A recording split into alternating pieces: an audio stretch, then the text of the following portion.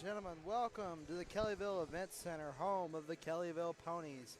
That was the starting lineups, the national anthem, and the song of our state. Tonight, the Lady Ponies face off against the Mannford Lady Pirates. I'm not sure of a record. I'm trying to look that up right now. I was unable to find it earlier, so. All of you guys know how I am about procrastination, so I'm trying to work on a new scoreboard for no reason. And unless you got one, Jacob, we did not get a roster for Mannford, so unfortunately we're just calling the numbers. It seems to be an ongoing issue. I wish coaches would go on OSSA or Max Prep or whatever and release their rosters, but most of them do not for whatever reason. They like to make us suffer. That's the way I look at it, at least. Starting out 23, jumper, three-point jumper, that's good. Sounds like Pearson. I'm going to call him as I hear Coach Nance say him down there. McGuire now with the ball, pass to Harwood over on the wing. She passes inside to Pickering. Pickering drives in, she's guarded by 35, and she's fouled. Looks like the foul will be on number 35.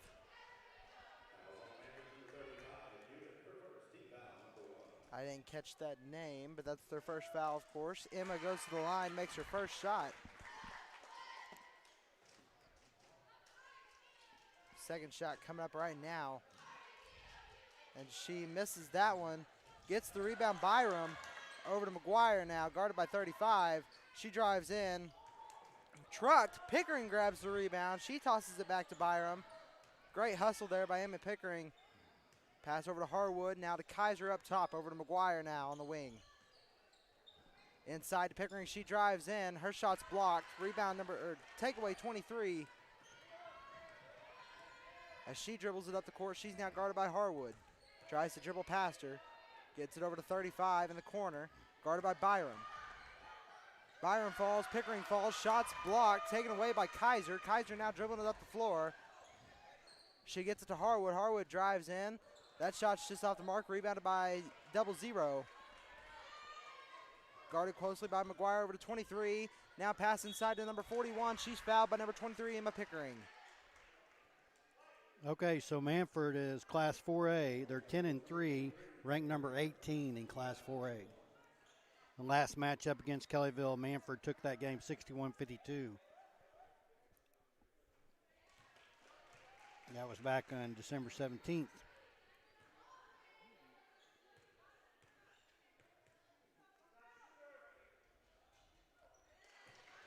And, of course, your Lady Ponies are 4-7 on the season.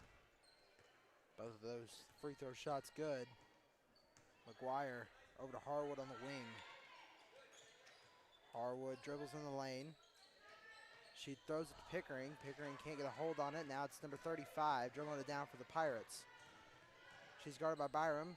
McGuire tries a takeaway. 00 open for three. Shoots it just off the mark. Rebounded out of bounds. Mannford ball.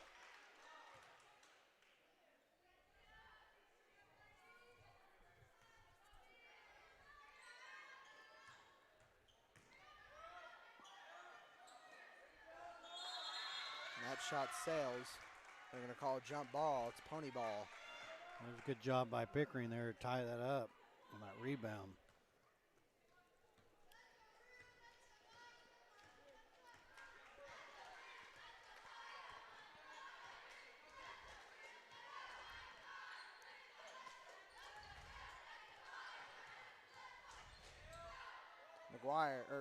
Byram throws it up. That shot's just off the mark. 23 with a rebound. She brings it down the floor, pass to number 11. Guarded by Kaiser. Her layup's just off the mark. Rebound Pickering. Now he gets it to McGuire. McGuire dribbling down the floor. She throws it to Byram. Byram back to McGuire. Her shot's blocked by number 23. Looks like a foul on number 23.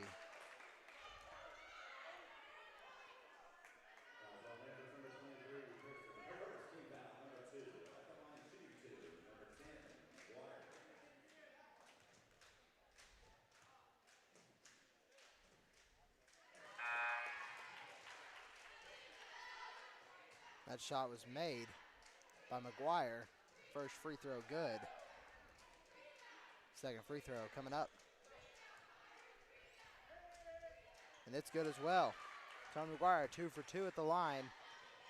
Number 11. Steal by McGuire. She passes into Kaiser. Back to Harwood on the elbow. Her shot's just off the mark. That's rebounded by Byram. She tries to save it from going out of bounds. McGuire with another steal. She's taking it down the floor now. She gets it to Harwood. Harwood pump fake. Drives in.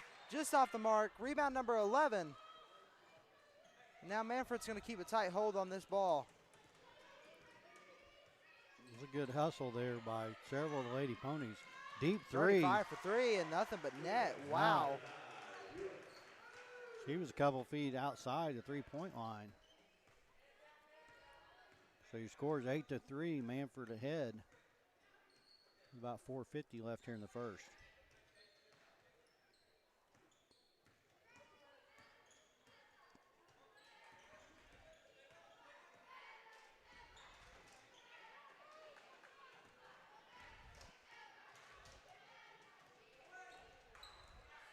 Byram now driving in. She shoots just off the mark. Rebound to Harwood. Harwood throws it back up. Rebound to McGuire. McGuire puts it back up. All shots just off the mark. Rebounded by 41 for Mannford. She gets it to 23 to take it up the floor.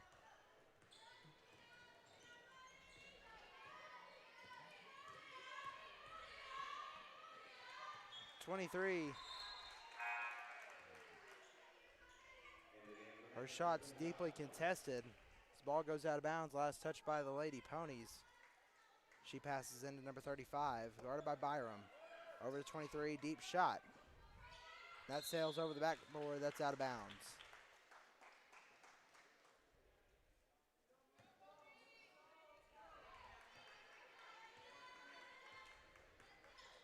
McGuire now for the Lady Ponies.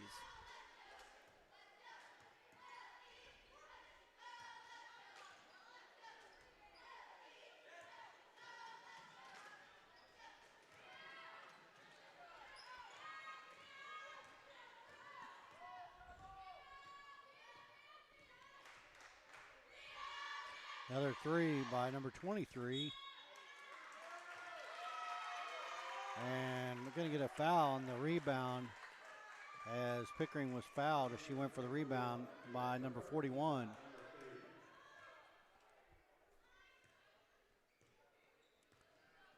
McGuire now bringing it up the floor for the Lady Ponies. She throws to Harwood. Harwood pump fake shot. And it's good. Cameron Harwood for 3. And that makes it a two-point ball game here with about 3 minutes left in the first quarter. 35, three-point shot just off the mark. Rebound on number 41. They're going to call a foul on Pickering, looks like.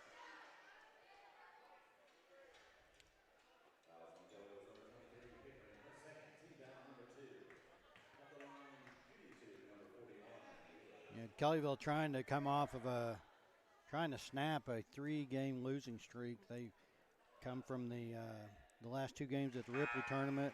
They fell to Kiefer and Prague. And then here at Kiefer Friday night. So hopefully Lady Ponies can put together a win tonight and snap that losing streak. Both of those free throws go in. McGuire. Oh my gosh, I'm mixing up all my names tonight. McGuire over to Kaiser, over to Byram on the wing. She drives in, and they're going to call her for a travel. And your Lady Ponies will be, speaking of tournaments, they will be in the Kiefer tournament starting this Thursday. They have a 10 a.m. game. Thursday, Friday, and Saturday Kiefer tournament. So come out and support your Lady Ponies. Great excuse to skip work.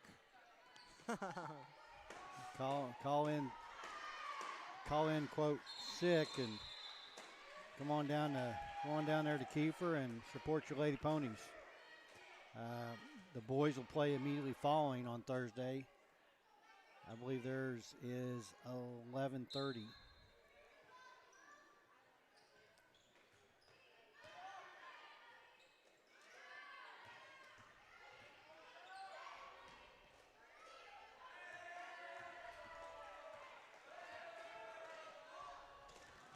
Harwood. Oh, man, that pass was just a little too strong.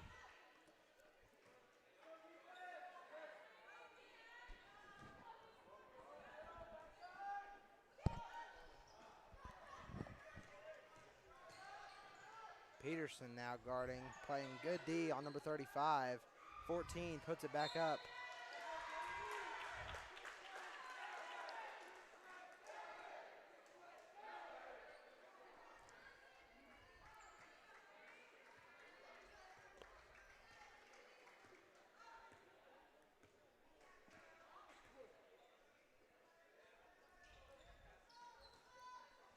Byram now. Guarded by number 25. She gets it to Harwood. Over to Kaiser. Kaiser now back to Byram. Over to McGuire on the wing. She gets it over to Kaiser in the corner. Kaiser's pass was intercepted. And now 23 for Mannford. Pass inside to number 35.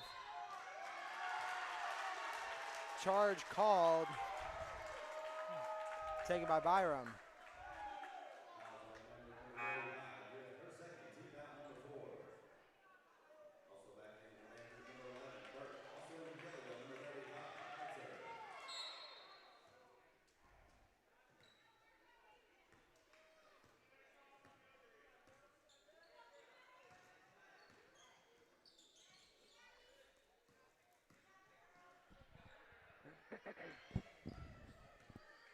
Harwood to Kaiser.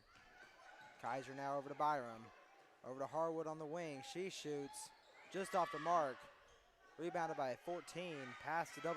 Pass to 23. 25 now. Three-point shot. Just off the mark. Rebounded by Kaiser. Kaiser taking up the floor now. She throws right to number 11, who passes to 23 to bring it up the floor now for Mannford. 25, over to 11. She airballs the shot. They're calling a push on number 10. Or 0-0. Oh my gosh, good Lord, Terry, what is wrong with me?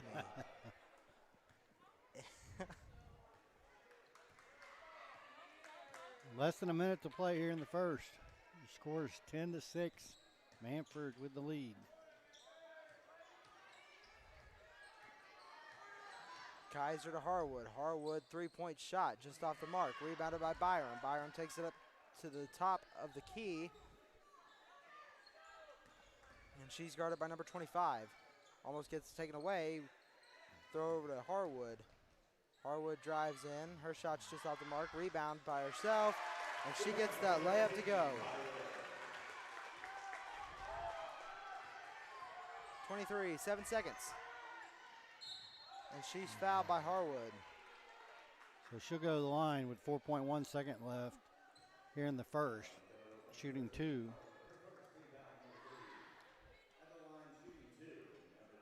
She'll try to increase the Mannford lead. And her first one's off the mark. So ended up being a good foul by Harwood. Saved at least 1 point.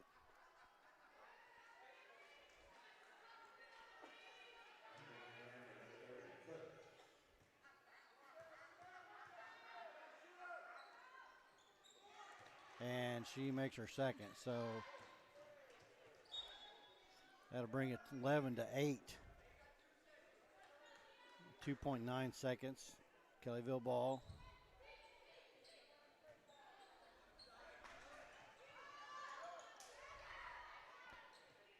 Kaiser! Oh, Kaiser. Wow! Yeah. Wow. That was a nice inbounds pass. About 6 or 8 feet past the half court line. Kaiser catches the ball, takes a step, and throws it up. And off the backboard, in it goes. Good for 3, which ties the ball game here at the end of the first period. 11 all. Can't say I was expecting that. No, but right there, that's the reason right there.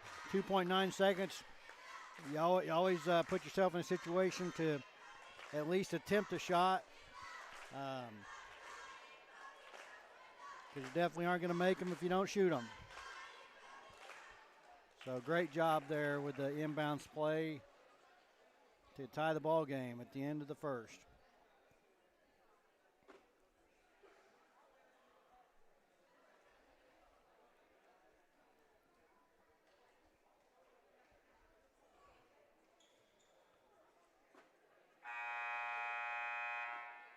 And Jacob, not putting you on the spot, but I'm assuming with your dad still being under the weather and you working, that you guys, that KV Rising is probably out of the loop for the Kiefer tournament. Yeah, we discussed a possibility of it, but the way it's going right now, the way it's looking, we more than likely won't be able to. I think that if we win on Thursday, it puts us to Friday evening games. Right. And, you know, those Friday evening games are a very well possibility. But, I mean, as I'm working 2 to 6 every day. Yeah, and with me, folks, I will, you know, I'll try to go live on my phone like I did on previous, because I know that I'm pretty sure McGuire there for 2. I'm pretty sure I don't have any issue with cell phone coverage there, but my issue is also work. I'm obviously taking off to be at the boys' game, so it will be, if I'm able to have coverage, I will broadcast the boys' game.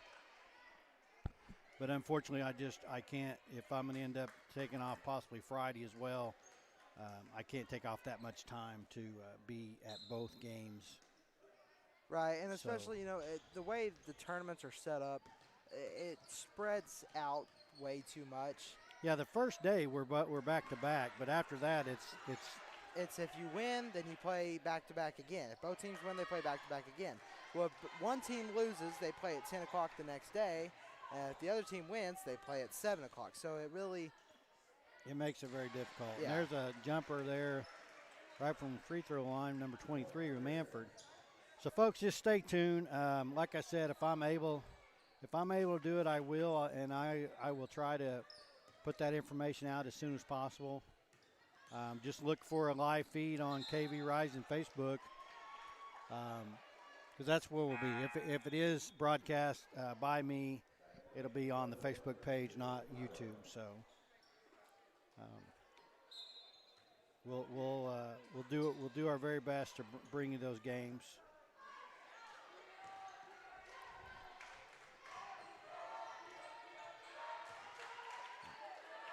Wow, that's great defense there by your Ponies. And she took one extra step as McGuire got that pass.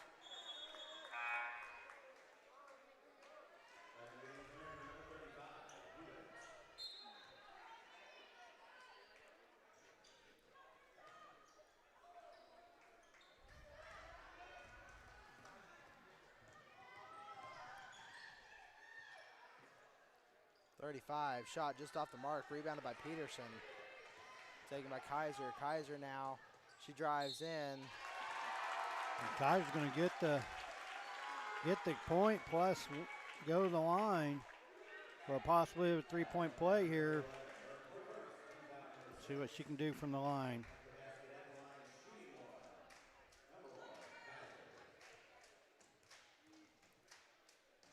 Trying to work up a new scoreboard here real quick, as fast as I can. Kaiser unable to get that one to go. May have it in time for the boys' game. Who knows? We'll see. Now Kaiser foul.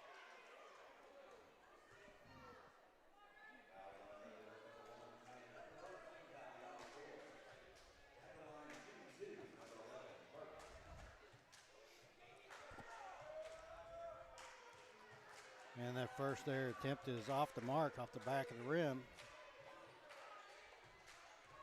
Tie ball game, 15 all. And that one's in and out. Kaiser with the rebound.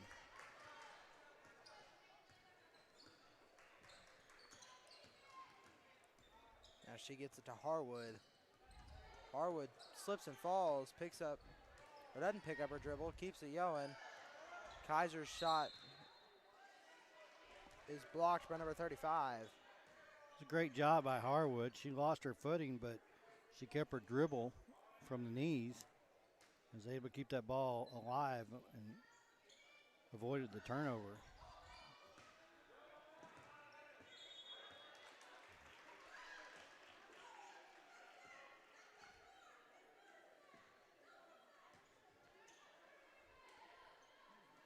I don't think Byron realized that was going to be back court. She just kind of casually went after that ball.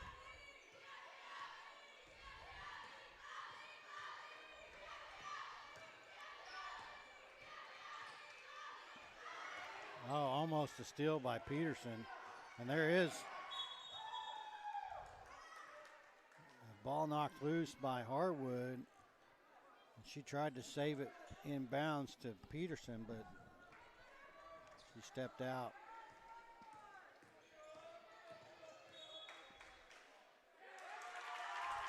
And they're going to get, that's a good call. They're going to get the push off there from number 25 as she extended her arm dribbling, going against Harwood, I think it was. And she extended her arm to push her off. So that's a nice call by the ref.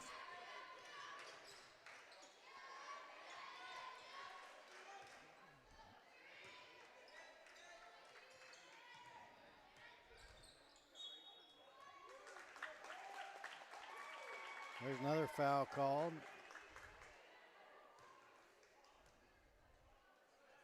That's going to send Harwood to the line.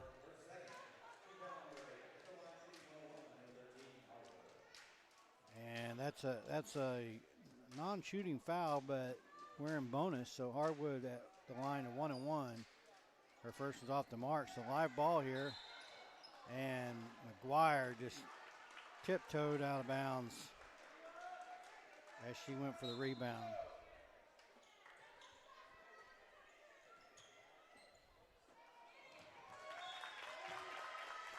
And then Mannford gets the ball and makes a long pass. It goes out of bounds. So Kellyville ball here.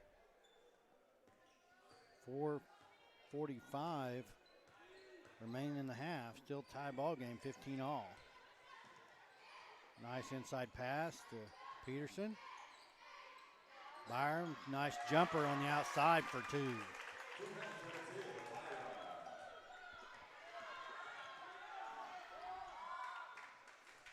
Lady Ponies in bonus now. And the Ponies' pressure forces a turnover right there as the Ponies come with full court pressure. The Pirates able to get past half court, past the pressure, but they basically had 1-on-2 down, and just a off the mark pass by one of the Pirates, and the ball went out of bounds. So Kellyville with the lead now, 17-15.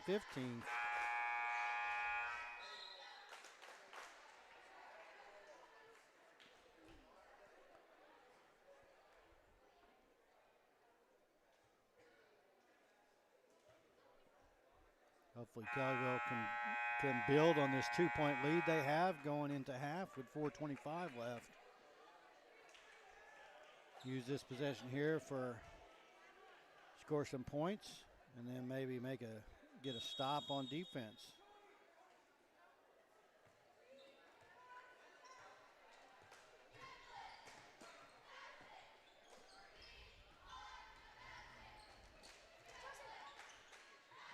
Byram on the outside. That's good. I think Byram has found her spot over there, kind of on the outside corner. There comes the pressure again from the Lady Ponies.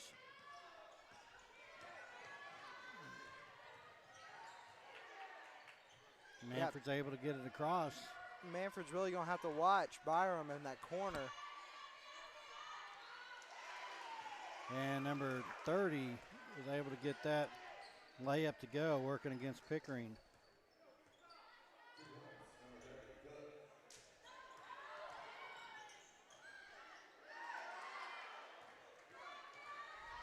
.25 with the block on Byram. Oh, late whistle there They're going to get Byram on the foul. Going to send number 35 to the line, shooting 2.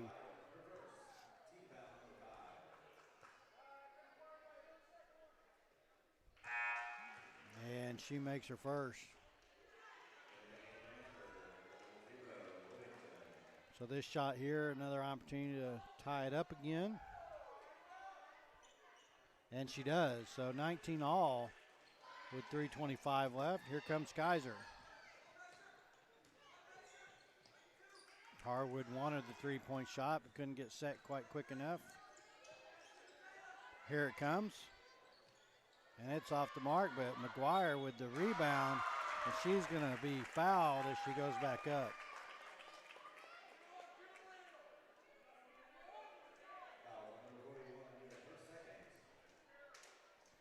I apologize for the score not being updated as regularly as it should be. Like I said, McGuire makes her first.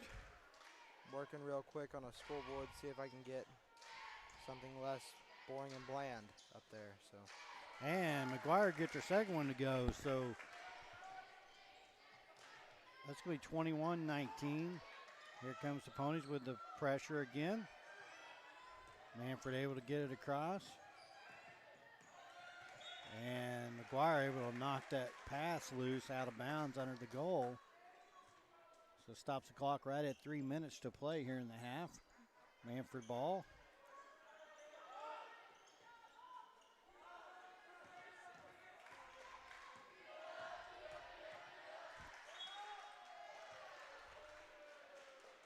And 23 is going to go to the lines. That's going to be a foul, I believe, against Harwood.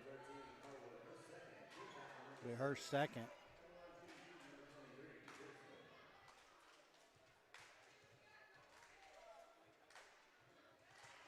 And she makes the first. So again, here we are tied up, 21 all, 2:52. Here comes Kaiser.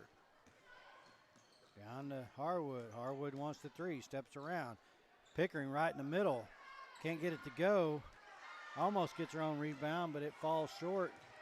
23 comes up with it. She's going to get it over to 35, and 35 drives in for the layup. So the Pirates back to a 2-point lead, 23-21, 2:25.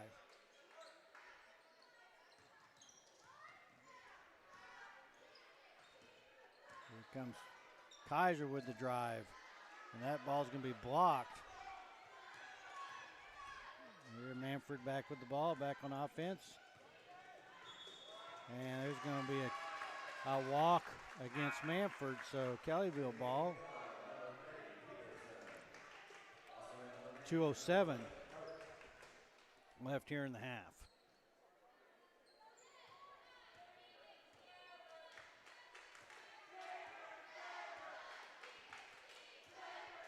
Here comes McGuire.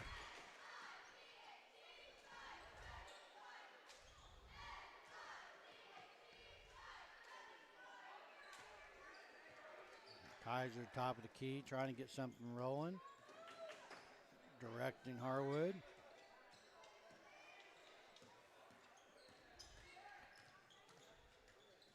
McGuire started to drive in and was forced back out. Here comes Byram. Byram with the drive in off the front of the rim. Off the backboard and hits the front of the rim, no good. Mannford with the rebound.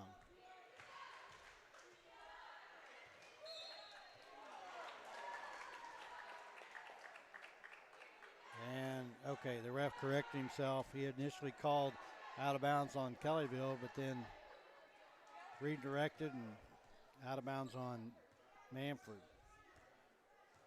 So 1:10 left. 23-21, Mannford with the lead. Ponies trying to get something going here on offense. Kaiser with a drive in. She's going to have to kick it back out. Kicks it to Byram. Byram with a shot from the free throw line, and it's no good. McGuire with the rebound. But she loses it as she passes in to inside. They're going to call Peterson for a foul there.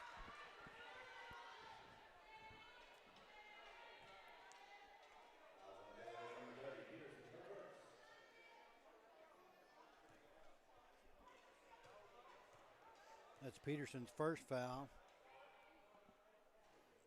And number 41 makes the first attempt. So Mannford stretching the lead just a bit here. And that's off the front of the rim. McGuire with the rebound. 24-21, 35 seconds left.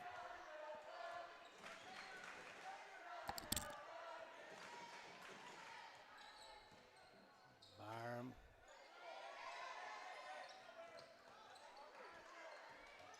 Here comes McGuire. And Kreitzer fighting for it, but she couldn't get a handle on it.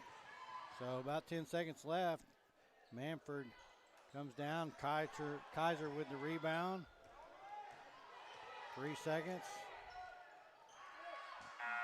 And shot's no good. So your halftime score is going to be 24-21. Mannford with the lead going into half. Folks, we're going to be back in about 10 minutes or so. Well, there's a 10-minute break. We'll be back in probably about 8.5 minutes. So we'll see you then.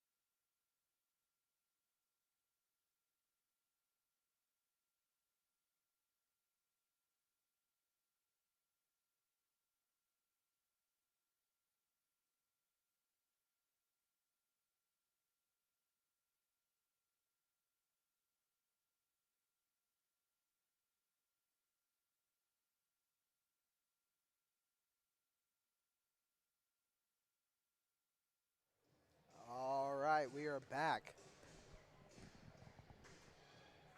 50.2 seconds remain of halftime. They just changed the clock to 8 minutes.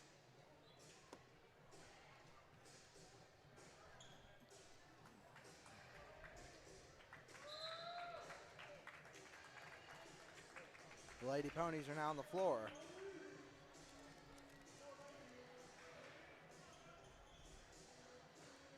And now the Lady Pirates are on the floor. So McGuire, it was your leading scorer for the first half, and her point production was from the free throw line, 4 of 4, with a layup to get her to 6.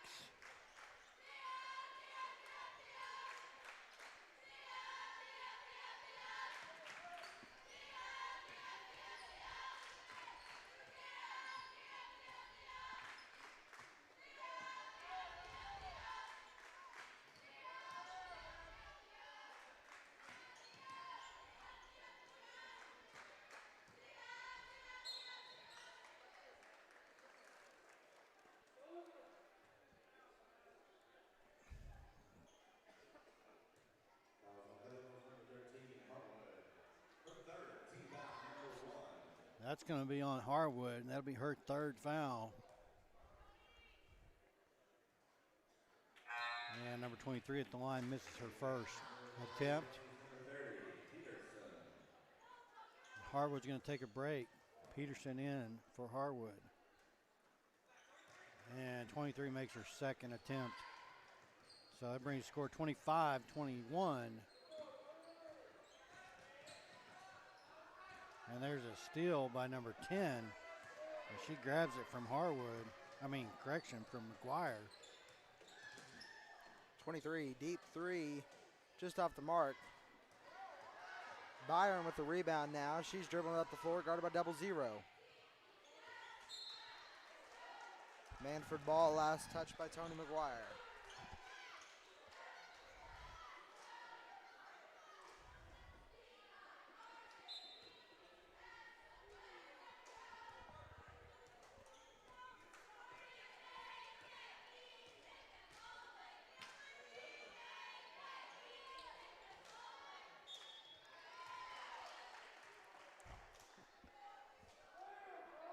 That foul's going to be called number 10. A bit of a late whistle there, but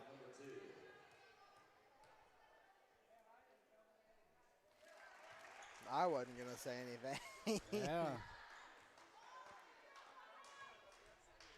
McGuire just basically jumped up trying to block it. And it was well after she landed on the ground. The shot was already gone up and out of the brim, and then he blew his whistle.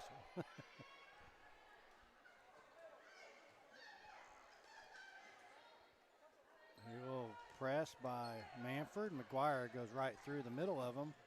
Gets over to Pickering. Pickering kicks it out to Kaiser. Kaiser for three, no good. McGuire with the rebound. Byram out to Pickering. Pickering no good.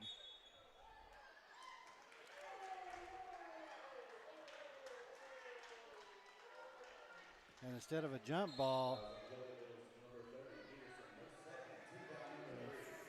foul called on Peterson. I thought it was a jump ball, but Peterson getting called for the foul there.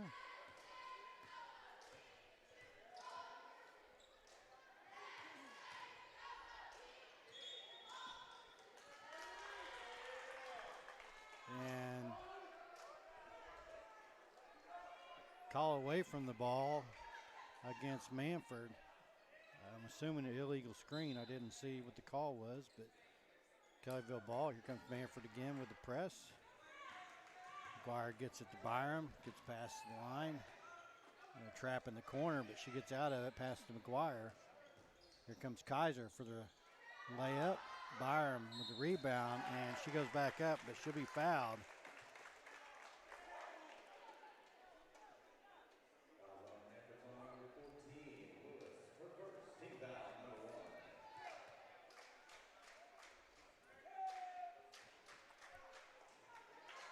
The Lady Ponies doing pretty good on the boards. They have 20 rebounds for the Lady Ponies so far. Here, 5:58 left in the third. Doing a decent job on the boards as Byram makes her second attempt.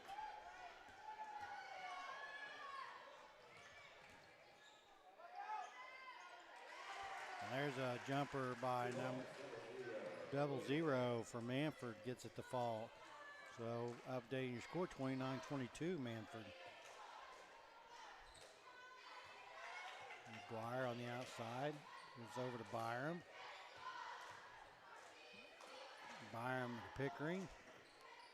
Pickering out to Kaiser. Kaiser looking, driving in, gets in McGuire. McGuire's hard to go baseline, but that door shut very quickly.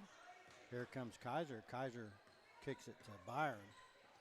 Byram loses the handle for a moment as 00 knocked it loose, but she was able to get it back. Gets it over to Kaiser. Here comes McGuire driving in. And she goes for the shot. And foul called on number 11.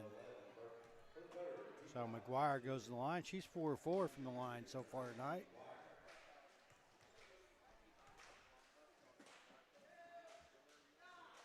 And I guess I jinxed her. She missed her first.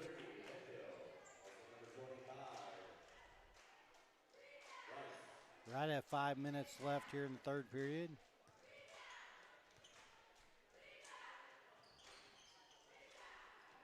And McGuire not able to get either one of those to fall.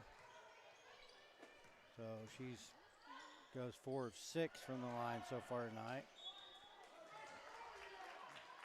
And nice fight for the ball underneath is McGuire. And that ball's knocked out by 23 of Mannford. So pony ball. And here comes your Lady Ponies. McGuire with the ball here. Over to Pickering. Pickering over to Peterson. Peterson looking, gets it to Kaiser. Kaiser driving in. Doesn't have anything, gets it back up to Byram. Here comes Byram down the paint. Byram with a shot. And off the glass, no good.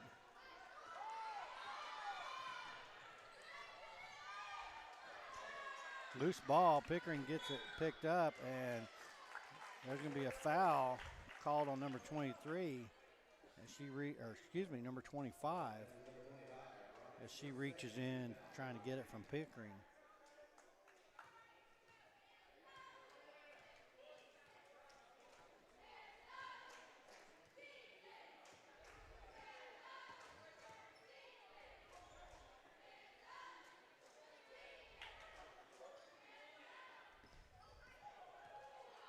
Pickering almost loses her step. There's a three from Byram, and it's good.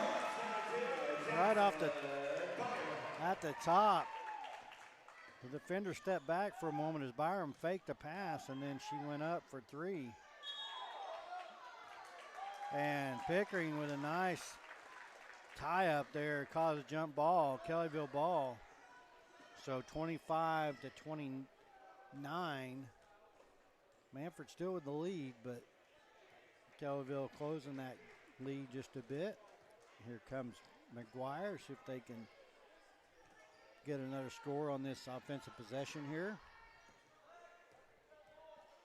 Pickering looking. She gets it to Byram.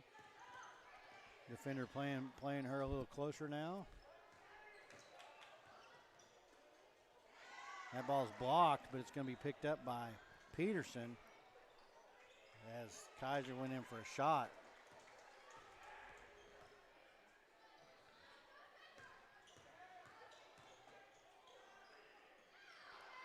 And Byram with the shot, and it misses low against the rim. So Mannford with the rebound and comes back on the other end. Number 23, top of the key for a three-pointer.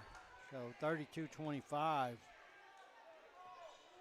Mannford slowly kind of increasing the lead just a little bit at a time, making the gap bigger and bigger. Kellyville trying to close that. There's a three by Byram. Off the mark. It's initially grabbed by Pickering, but number 25 got in there and got it away from her.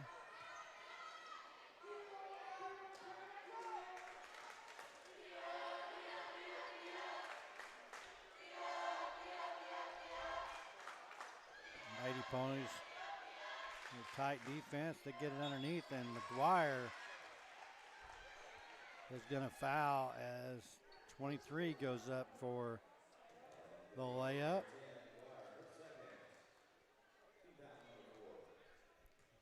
McGuire second. Kellyville team foul number 4 as 23 makes her first attempt, extending the lead to 8 for the Pirates. And now 9. Biggest lead of the game. 9-point lead for Lady Pirates, and timeout called.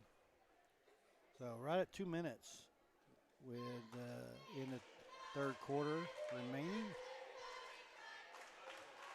Kellyville's got a little bit of work to do. They let it get away from them just a bit.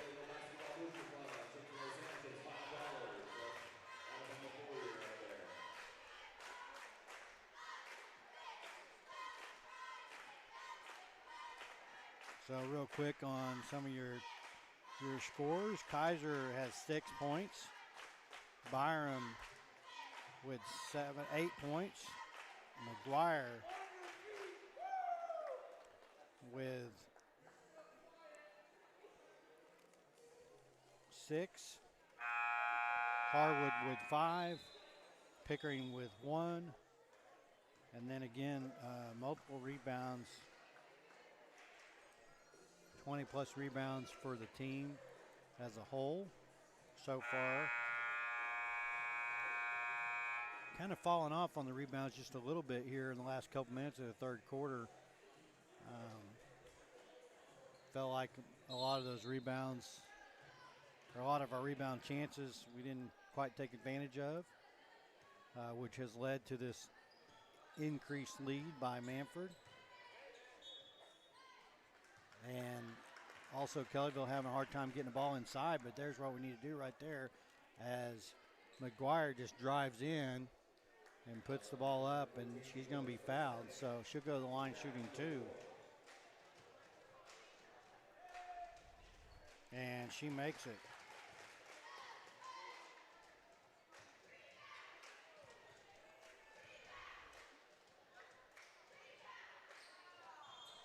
And that ball is going to get stuck on the side of the rim. All right, Evan, now's your time to shine. Where are you at?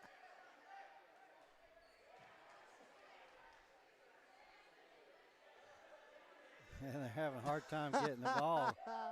There we go. We had to get a stick from the student section. Not sure what that stick is for, but I don't know either. But Coach Wood may make a trip down there in a second. Who knows? They borrowed a stick from the student section and knocked the ball loose. Why we had a stick is the question that I have. Yeah, there's a couple of them over there in the student section. I'm not sure what. Oh, maybe a drum. Maybe something drum. Yeah, they may be using it to. They may be using it to beat on the horns over there or something. I'm not sure. Looks like they're just holding them. I don't know what the purpose is. What's happening now? Well, the ball was loose, and they're moving the Mannford student section up. I'm not sure what. I don't know why they moved them. The Mannford students were sitting in the first row right behind the bench, but I'm not sure. I don't know if the ref had a complaint against the students or The Mannford what. students didn't help him get the ball down. I don't know. That's the only logical Well, thing I can think of. I'm not sure. There was a loose ball. It got tied up in the feet, and they called the ball out of bounds on the Pirates, which I think that's what they saw. And then I think there was something yelled from the fans because the ref is down there explaining, kind of pointing up to the fans, explaining what somebody said something probably about the call. I'm not sure. So they've moved the student section, which was. Now our fans are in it. Yeah. If we know our fans, they won't stop. So.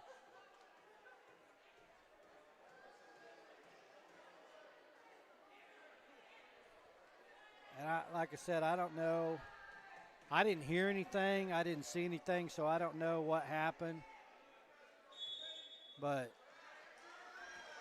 now there's an adult that came down. And now they've moved all the, mostly boys, Mannford boys that were there in the front row. Again, I have no idea what was said, but the adults come down, and they originally just moved them back like 3 or 4 seats.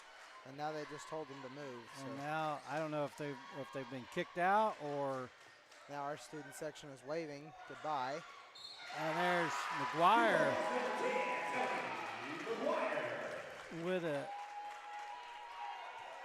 hard press layup baseline, and she's going to be fouled. So.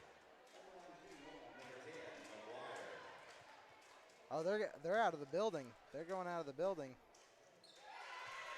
McGuire makes her extra point there. So, and number 23 with a hard drive in.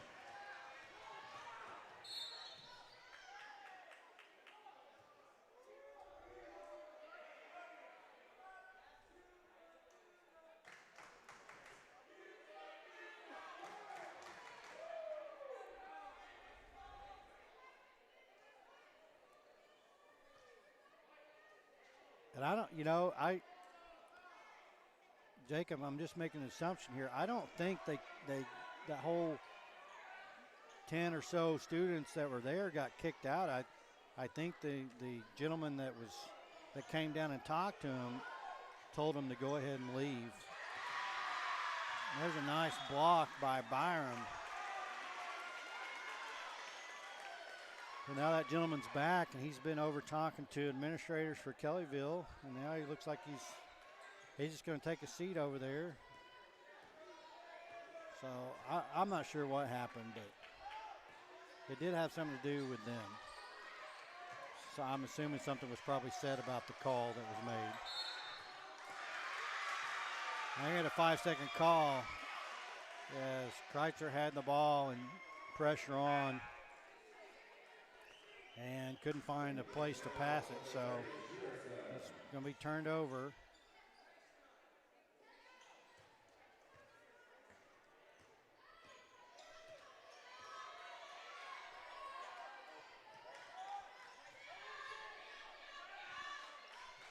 Less than 10 seconds left here to play. There's a deep three off the glass, number 23 for 3. So it makes it a 10-point game. Wow. And Kaiser almost another half-court shot off the back of the rim right at the buzzer. So 10-point ball game, 39-29. Your Pirates, not your Pirates, well, I guess they're somebody's Pirates. Not our Pirates, the Mannford Pirates with the lead here tonight, 39-29 at the end of 3.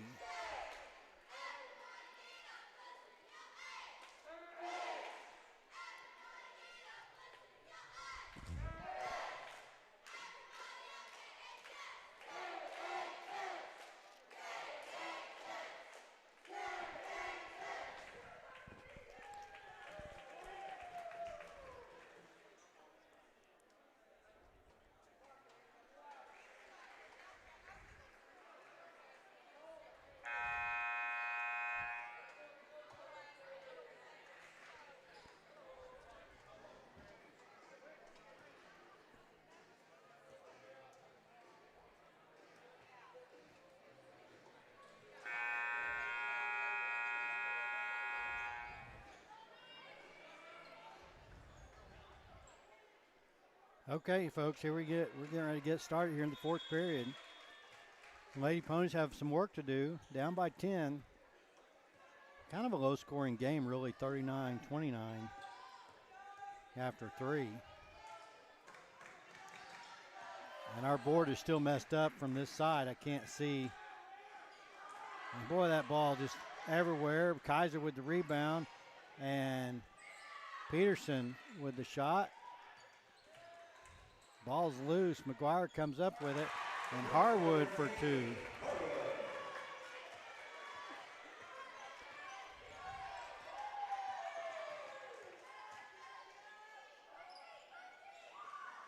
there's McGuire with another rebound. Oh, wow. And McGuire. Well, she makes a shot and going to go to the line here.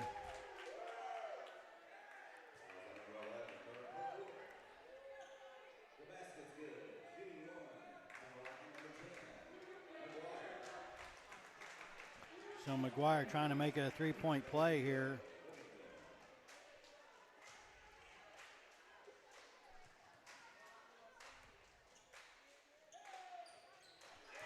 And she makes it.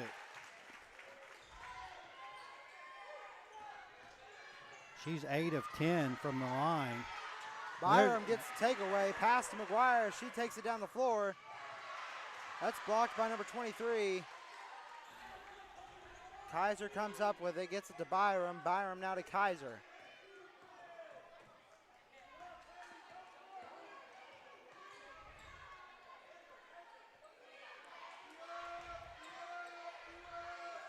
Harwood, short off the front of the rim. McGuire comes up with it on the floor, gets it to Peterson.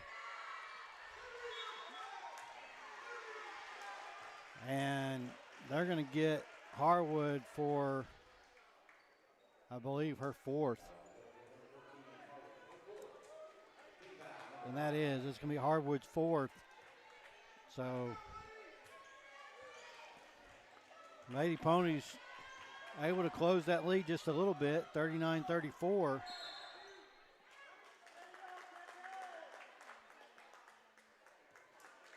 And they're going to call another illegal screen on Mannford. So ball's turned over here to Kellyville. So Kellyville with another opportunity. And that's also going to put Kellyville in bonus. So anything here on out is going to go 1-1. That ball's knocked loose. Here comes McGuire. She picks it back up, able to get it over to Kaiser. Byram. They're going to call her for a walk. Yeah, they're going to get her for a walk as she tried to do a step through, but I think took one little extra step there between the defenders. So right at about 6 minutes remaining in the ball game.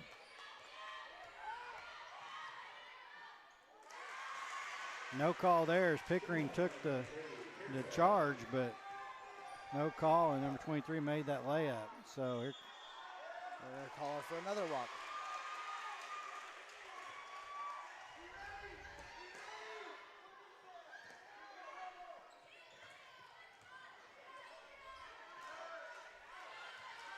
Here comes Mannford trying to they got past that. And now the whistles are blowing. That's going to be against Pickering. Oh, correction. They put it against Peterson. That's going to be her 3rd. And that shots off the mark from number 41.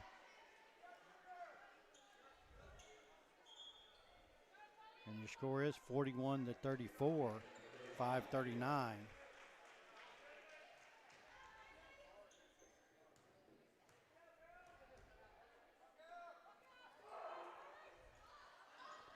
That's off the mark. And number 35 grabs the rebound, goes back up, and she's going to be fouled by Byram. And Mannford continuing to camp out at the free throw line. And number 35 makes her first attempt. Brings an 8-point ball game, 42-34, 5:38.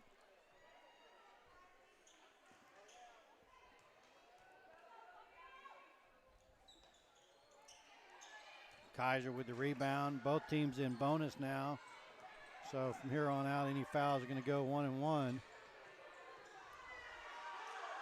Oh, man.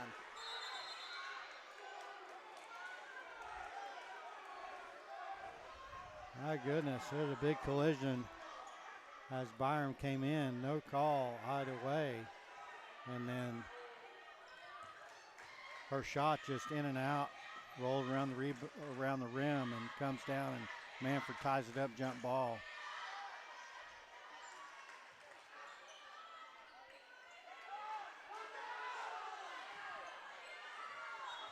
And Mannford just got 3 rebounds in a row there, and then ended up getting a foul called again. And that's Harwood, 5th, so she fouls out.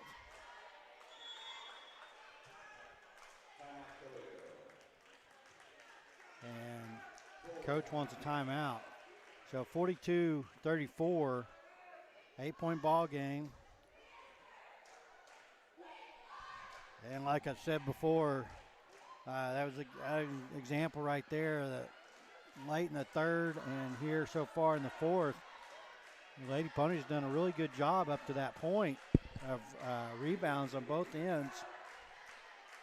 But the last, probably the last 7 minutes of play or so, last part of the third quarter and the first 3 minutes of this quarter,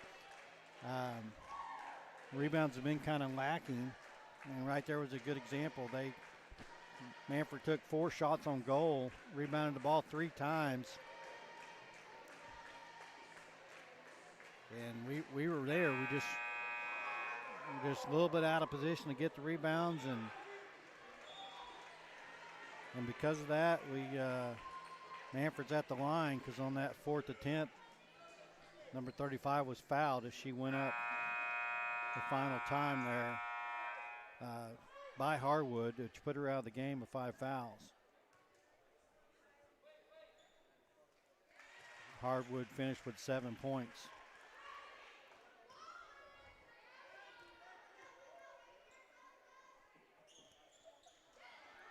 And a rebound by Byram.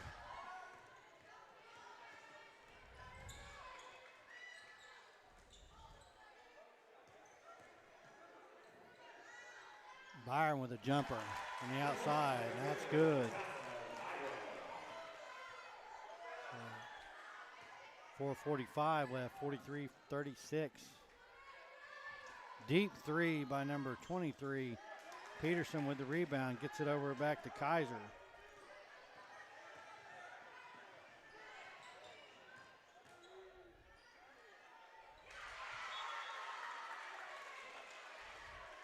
Yeah, it's hard to tell, Jacob, but number 23, I mean, right now she looks like the tallest on the court for, well, I guess the tallest on the court. Maybe Peterson's right there with her, but, man, she's had 4 or 5 blocks tonight.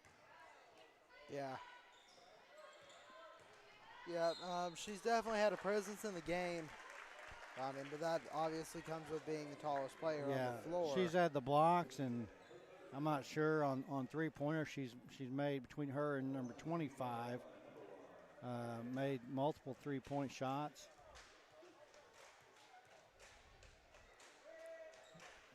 I'm not keeping stats for Mannford, but if I was to guess, number 23 is probably their leading scorer.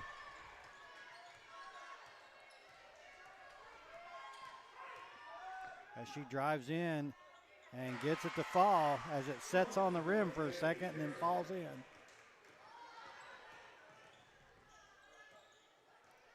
.45-36, your score.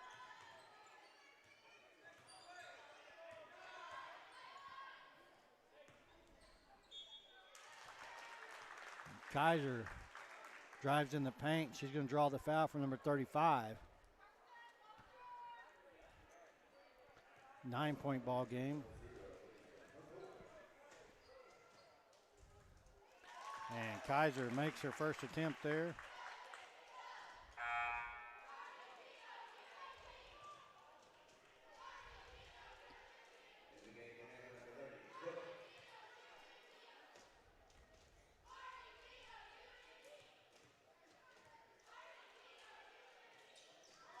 And Kaiser makes her second, so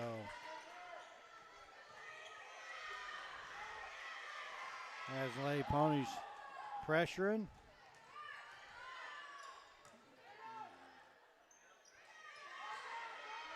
And missed opportunity on a rebound there. Mannford maintains possession here, and here comes 25, and then there's a three from the outside.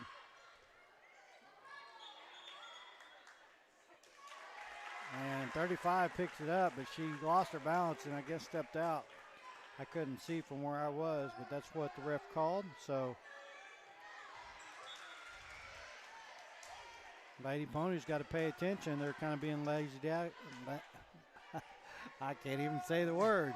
A little bit lazy there for Lackadaisical with their inbounds. And almost got it taken away. And then the second attempt, again, Mannford kind of swoops in, tries to take it away, but a foul's called. So that's going to send McGuire to the line, which is good for Kellyville. She is 8 of 10 from the line tonight. And she continues. She makes that first one there.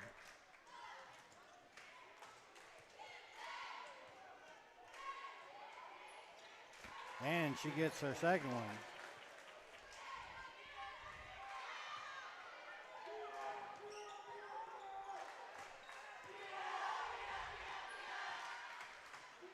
Jumper from number 23. Rebound by 35, but then rebound by Pickering. Wow. And they're going to call her for a walk as she's knocked to the floor. Goodness. 5-point ball game, 3:09 remaining.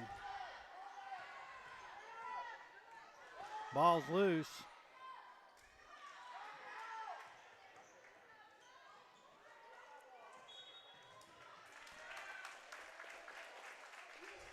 That's a sequence of play there. The ball loose multiple times. Finally going to be knocked out of bounds by the Pirates. It's 2:55 left. 5-point ball game, 45-40. Pirates with the lead. Kellyville trying to close it. And that pass is going to go inside to Byram, and it's going to be tied up by number 23. Fortunately for the Lady Ponies, possession arrow is to them, so they maintain possession here.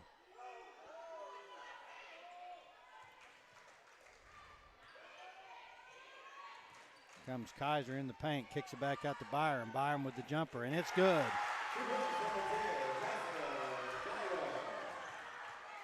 12 points for Byram so far. And there's a nice, well, I thought it was going to go as a steal for McGuire. She got a hand on it, and she thought that Lady Pirate got a hand on it after her before it went out of bounds, but the call was out of bounds on McGuire, so Pirate ball.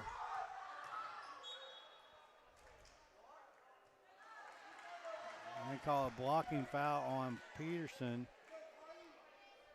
on the floor. But the Pirates are in bonus, so 35 would go to the line shooting 1-1. And she makes her first attempt, so she'll get a second.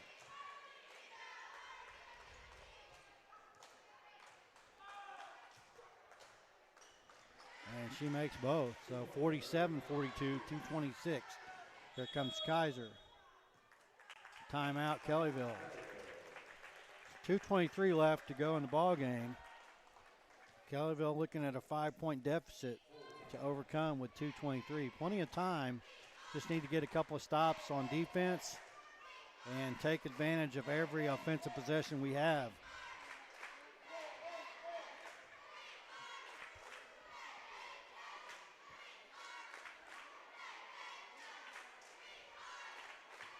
So McGuire's 9 of 11 from the free throw line, and she's got 8 rebounds and an additional 6 points on the 9 free throws, so 15 points on the game for her so far. Byram is 12 rebounds. 12 points, 6 rebounds.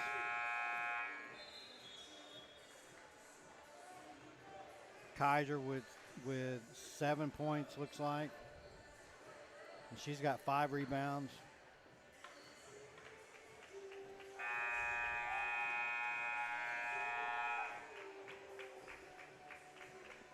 And like I said, Harwood left the game 5 fouls earlier with 7 points. Here comes Byram. Byram for 3 on the outside. It's off the back of the rim. And the ball's going to be tied up, jump ball, but Pirate ball. Possession arrow to Pirates. So 2:15 left.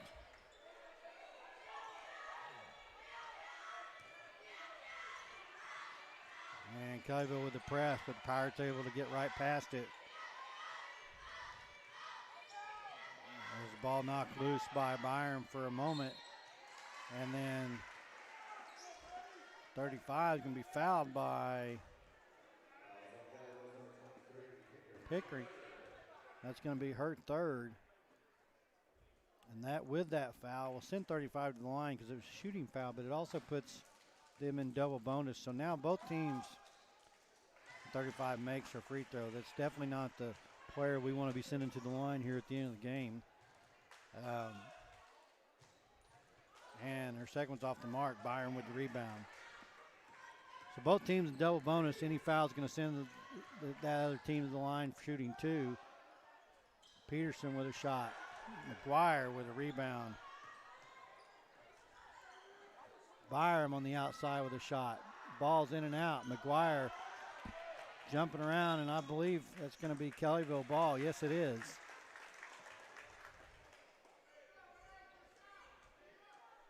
.139 left.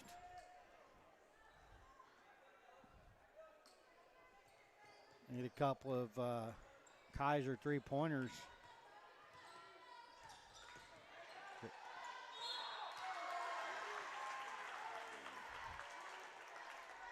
As McGuire's going to be fouled. Shooting 2. Doesn't really matter. I thought she was passing to the outside. They called it a shooting foul, but we're in double bonus, so she'd have got 2 shots anyway. And she misses for only the 3rd time from the night on the night after 12 attempts. And she makes her next one. 48-43.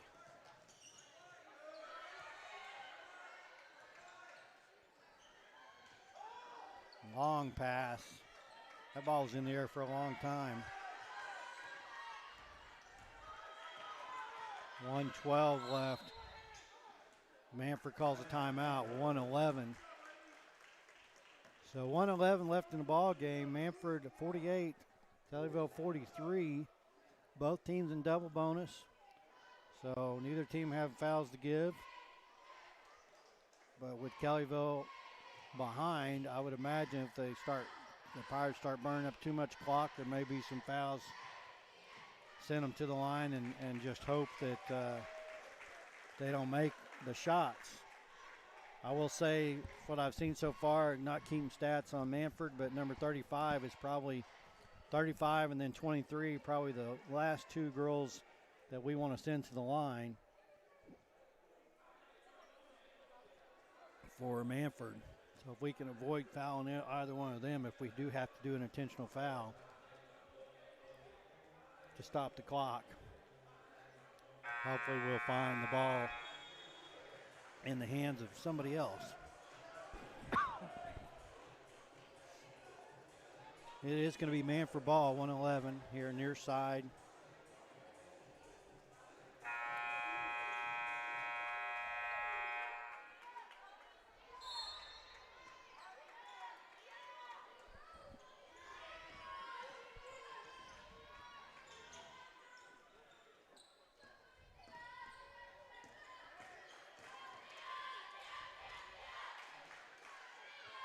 And Mannford, Kaiser almost got. And they're going to be called for a walk, number 23, as she tries to get past Kaiser. So, Kellyville ball. Here comes McGuire. McGuire drives. Kicks it back outside to Kaiser. Kaiser holding the ball. She's got to go. She's got to go. We don't have time. Byram. Byram on the outside. Byram dribbling, trying to drive. Byram drives in, gets 2. So 3-point game. Got to get a stop here. Need a steal with 23 seconds. They're just going to hold the ball. And there's the foul. 17.8.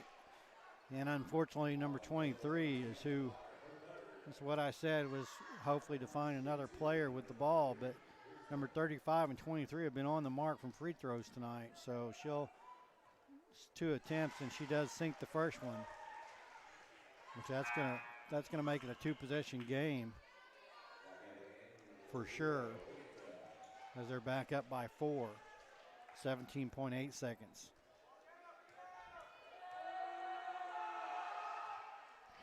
And she makes both. So back by 5. Here comes McGuire. McGuire drives in, and her pass is intercepted by 23. And less than 5 seconds, folks. That's gonna do it. Mannford's gonna walk away with the 5-point win. 50-45 is your final. Mannford Pirates beat the Lady Ponies.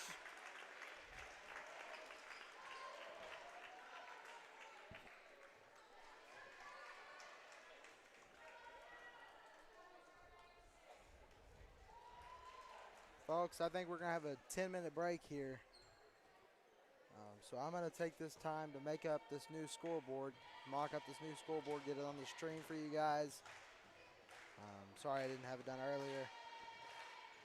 And Jacob, I was close. If somebody wants to go back and watch the game, because I have McGuire 1 free throw away from a double-double. I hate when it's that close, especially if I did miss any. Yeah. So there's a possibility McGuire had a double-double, because I got her down for 9 rebounds and double-digit points. So I'll have to confirm that later. But, yeah, we're going to go ahead and take a quick break. And got your boys' game coming up. It is 7:27 now. So we should be starting here in the next 10 minutes. We'll see you then.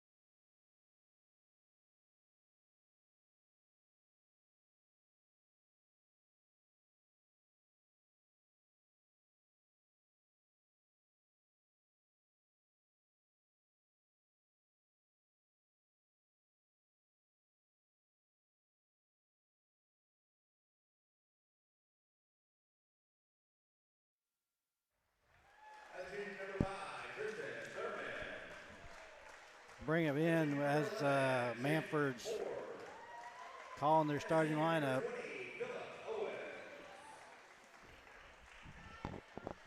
And then I'll be quiet so you can hear your Pony starting lineup.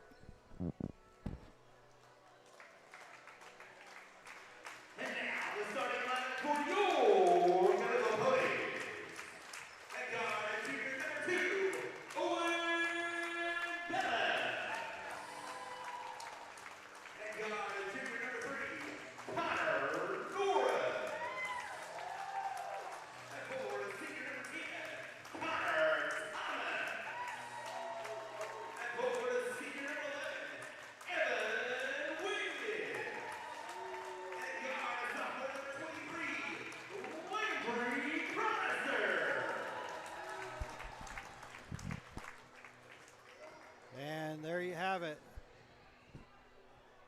Your starting lineup there for your Ponies. As Miles still out with injury, and I do see Mosby over there without a warm-up jersey on, so looks like he'll maybe be a number 6 man, probably still a little bit under the weather, so Fairchild, Coach Fairchild going to use him as off the bench, it appears, for the time being. So that he will definitely be a good addition. Friday night we were out without Mosby and Miles, and you could tell Chronister and Nance and Hurst came in and gave good production, but just wasn't enough Friday night against Kiefer. So here we go, folks. And the last matchup between Mannford and Kellyville, Mannford took that by 14. The score of 51-37 in Mannford. And there's a shot off the mark. Wiggs with the rebound on the missed shot. So Mannford's Class 4A. They're 11-2 on the season so far, ranked number 14 in 4A. Their Ponies come in a 6-6 record in Class 3A. And there's Wiggs. Pass a little strong. He got past the goal, had to put it back out. And Thomas for 2. And I didn't see who passed him the ball. I believe it was Norris for that assist.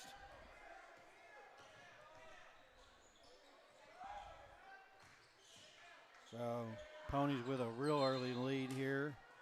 Norris going to get called for a blocking foul as number 20 tries to move down the baseline. And I apologize, folks. I do not have a roster for Mannford, so I'll just be calling numbers. And 20 down the baseline, working against Wiggs as he got past Norris, and he makes the baseline shot for 2. Chronister gets it back out to Wiggs. Here comes Wiggs. Kicks it to Bellis.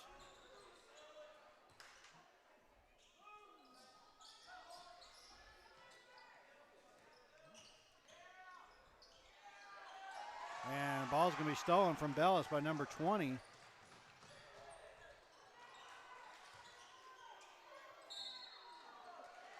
And multiple shots.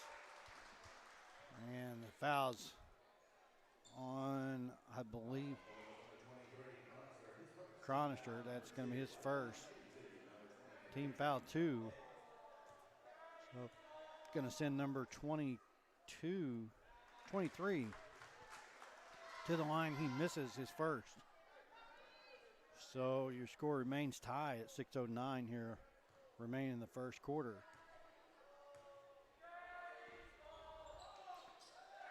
And that ball's off the mark. Thomas with the rebound. Here comes Norris. Norris with a float-away jumper, and it's off the back of the rim. Doesn't go. Mannford with the rebound. There's a 3 on the top of the key, number 12, and that's good.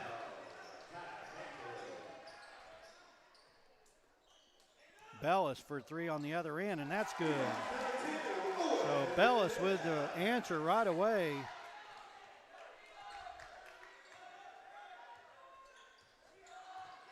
comes the double team, and that ball's knocked loose. Bellis picks it up.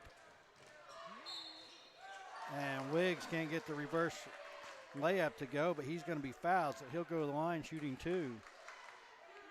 And that was a nice, Wiggs disrupted that play, but Bellis ended up with the ball on the other end. So now here's Wiggs at the line shooting 2. And he makes his first.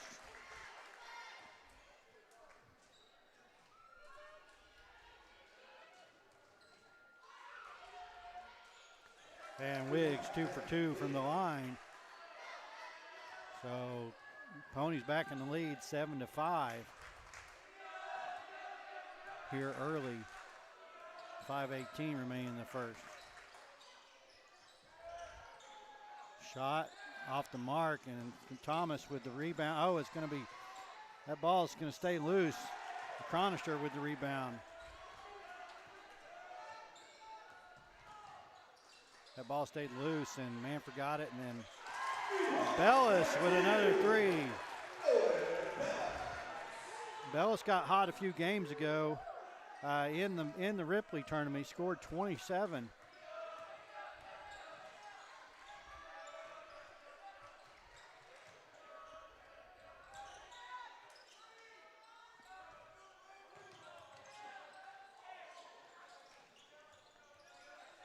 Tight defense so far for the Ponies.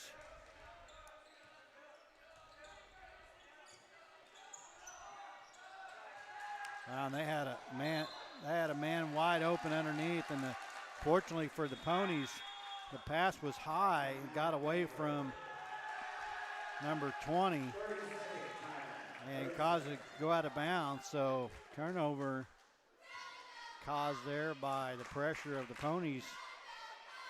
So Ponies up early, 5-point lead, 4:19 in the first.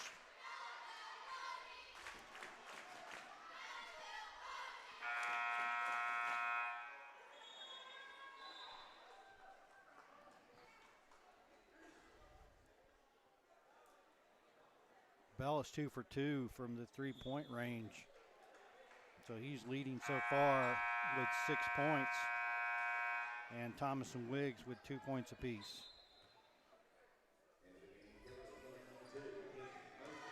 And here's Mosby in the game. And look for Mosby to be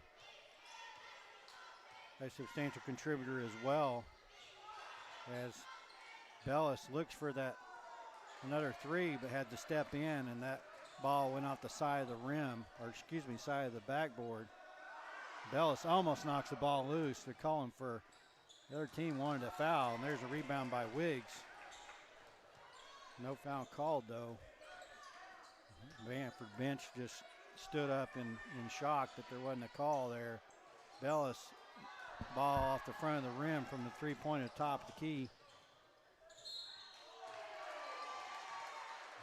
And there's that late whistle as the shot went up, hit the bottom of the backboard,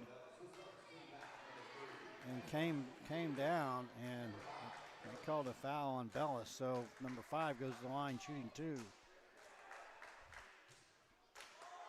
And the first one's in and out.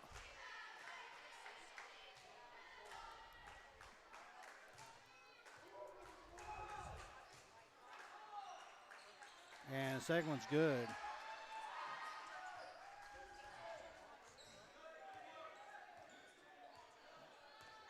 Here comes Bellis.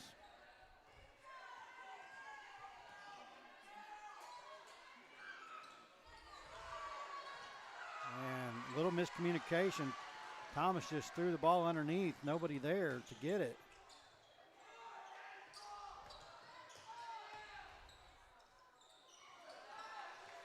And Cronister with the rebound there. Here comes Cronister.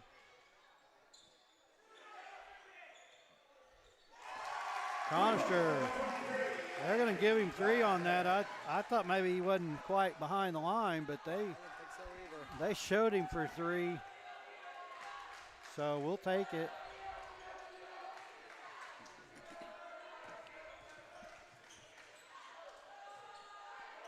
There's a three-point attempt. Rebound by, that's going to fall short. It was rebounded by Thomas. Here comes Chronister. Chronister on that shot, he won the shot, and then he decided he wasn't going to take it, and then he took it, and then he finally went ahead and took it. And I think it was the step back. Maybe the step back got him over the line. And Wiggs underneath, unable to get the ball to go in. And there's Mosby with a steal. And Mosby's going to be fouled as he drives down, trying to drive to the basket.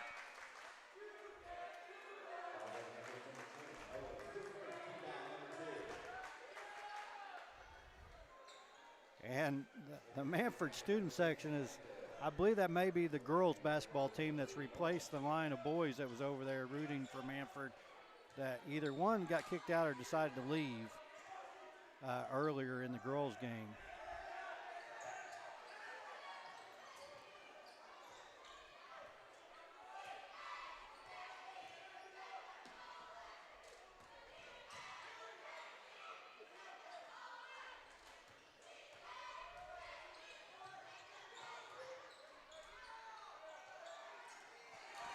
Wiggs struggling there, number 11 for Mannford, working against.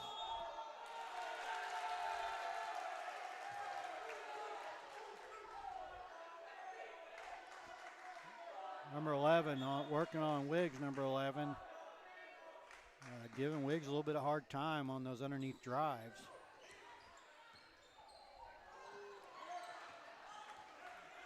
And that ball's tipped away. Goes back to Bellis. And Thomas for a three. Wow. Connor Thomas. So a night of threes so far, and we're spreading it around. You got Thomas, Bellis, and Chronister all with 3-point makes. And there's a deep three. And that ball's knocked loose by Bellis. Norris comes up with it. And almost gets the drive and put in. He's going to be fouled and go to the line for two. As we're about to close the first quarter here, Kellyville with a 10-point lead. Norris going to try to expand that by two here. And is unable to get the first one to go.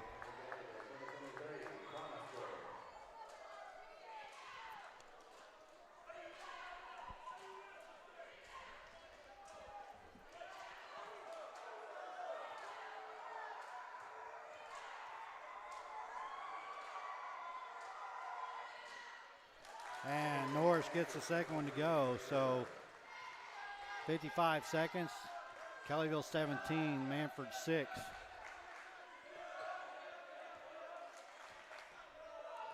Looks like Norris going to face guard number 23. And that ball's tipped back in, picked up by Wiggs.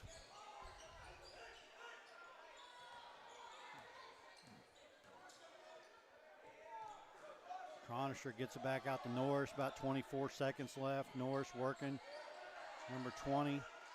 Mosby for three, and that ball's going to be short. Easy rebound for number 15 for Mannford right in the paint.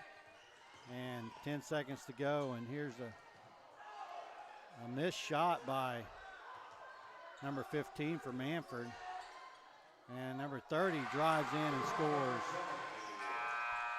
And that's going to be the end of the first quarter. Kellyville 17, Mannford 6. 17. Correction. I think they gave the wrong points. It should we should be 16-8. Yeah, it should be 16-8. So I'm not sure where they got the 17. I was looking at our scoreboard here. I don't believe that's correct. They're showing 17-8. But I believe it's just 16.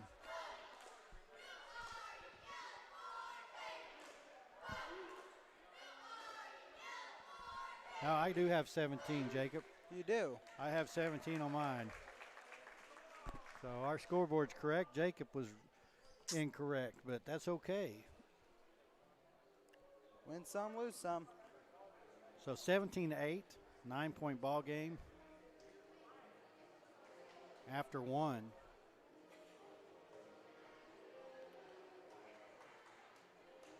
really, Kellyville, you can count that lead that Kellyville has, that 9-point lead, thanks to 4 3-pointers.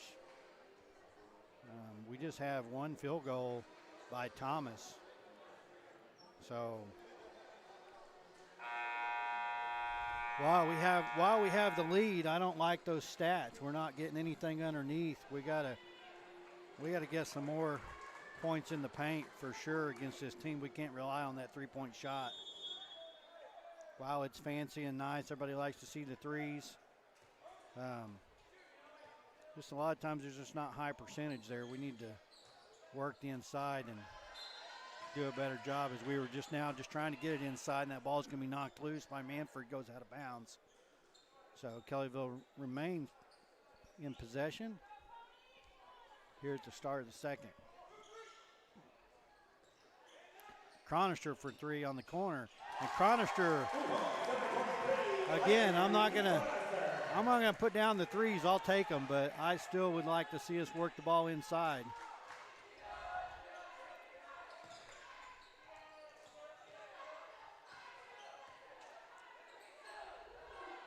Mannford trying to do that, but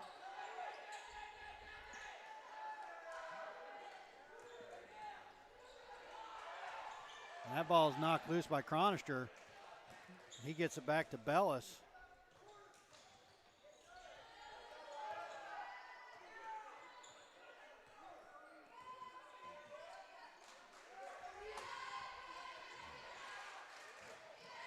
Bellis for 3 in the corner, and that's good. So Bellis a hot hand on the threes. And Mannford timeout. Coach Fairchild very animated, very excited on the sidelines over there as Kellyville extends their lead 23-8. I'm going to say this once. I'm not going to say it again. The Golden State Ponies, okay? Like I said, I love the 3 points, and I guess we need to take them while we're hot. But I kind of look at 3-point shots as kind of your football scheme. If you run the ball well, that opens up your passes. So I would think that as well as we're shooting on the outside, it's going to eventually open up the paint, because they're going to try to defend that 3-point shot, which should open up the paint and allow us to get inside and get a little production inside.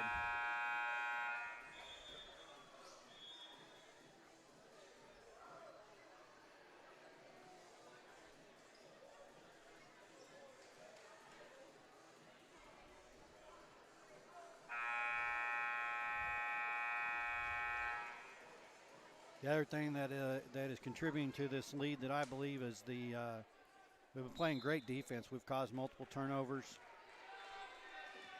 So we need to keep that high pressure defense going and force them to those shots right there. And there's a pickup by Bellis as that ball's loose and he picks up the rebound. Wiggs gets the rebound there off of Bellis' miss. And Thomas with the rebound. And the putback. I heard the slap from up here on that Wiggs attempt. A no foul called, and there's a three-pointer on the outside by number 10. And Thomas comes up with the rebound. He's going to be knocked to the floor. Norris gets it. He almost tripped, but he comes up with it. And the ball stays in bounds, too. That's what shocked me. Wiggs with the rebound and the putback. 27-8, your score.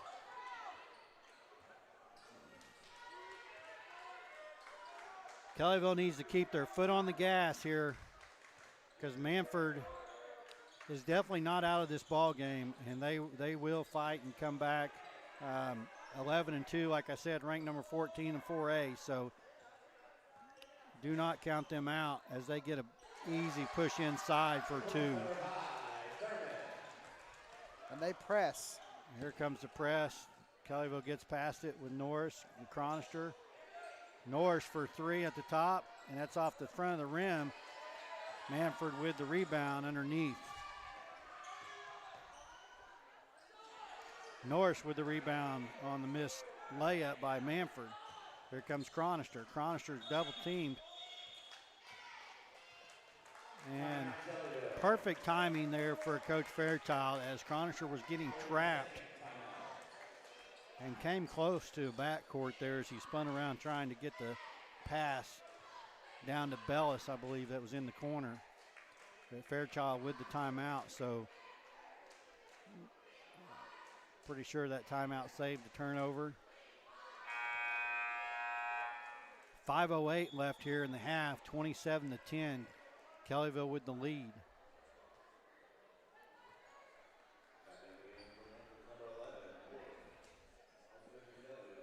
So Kellyville hot from the three-point line. They made 6 3-pointers. Also doing a good job on the board. Mosby passing it in for the Ponies. 13 rebounds on the boards for Kellyville so far as a team.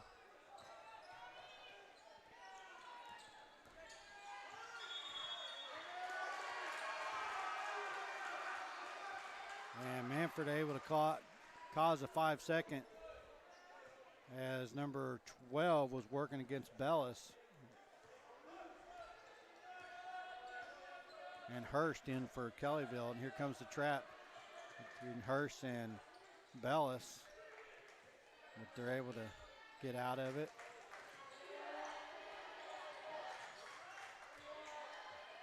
And there's a 3 on the outside.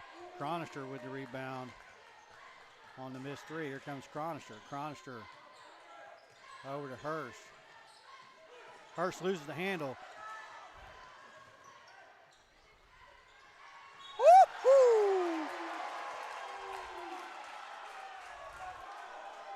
A block by Wiggs, but he did get a little body into that block, so he's going to be called for the foul.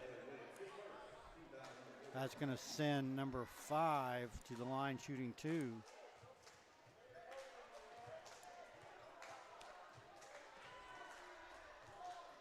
And he makes his first. So hopefully here he misses and makes that foul worth at least 1 point. And it does. It as it missed, and Wiggs with the rebound.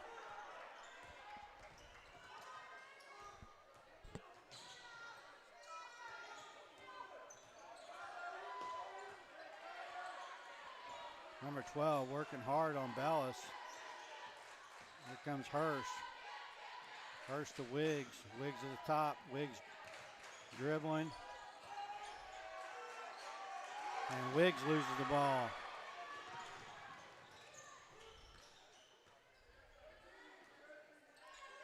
Number 12 off the mark. Wiggs with the rebound. So right here, Mannford causing a lot of disruption here with this high energy press.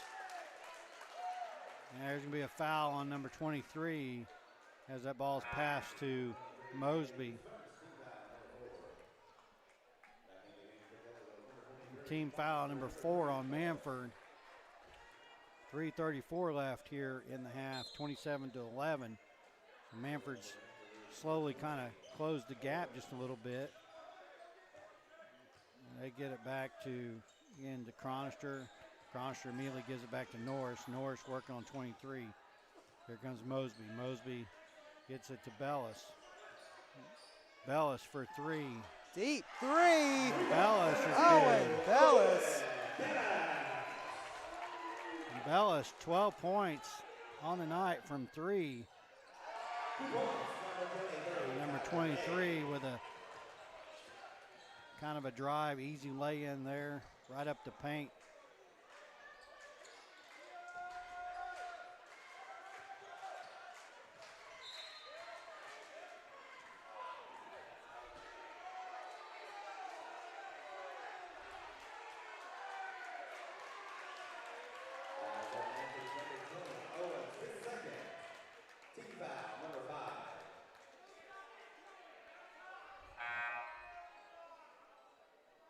that's going to call. That was called on Mannford. I thought they called that on Thomas. I thought they did too there for a second until I saw the coach over there. Yeah, I couldn't figure it out. The Mannford coach was upset. I thought they called it on Thomas on an illegal screen, but they called it on Mannford. Thomas for 2 underneath. That was given in by Chronister for the assist. And ball almost knocked loose.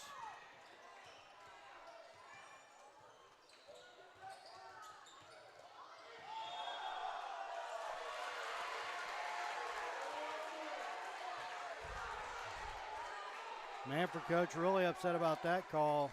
Player, I think he just lost his footing and tripped and caused it a walk.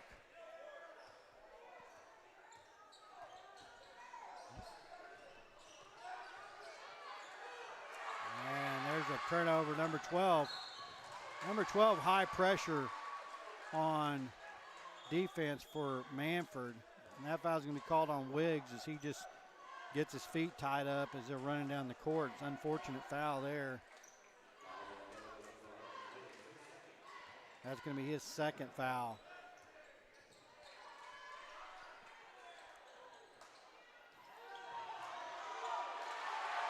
And Wiggs is pushed in the back by number 11 as he goes up for that rebound, pushed to the ground, but no call.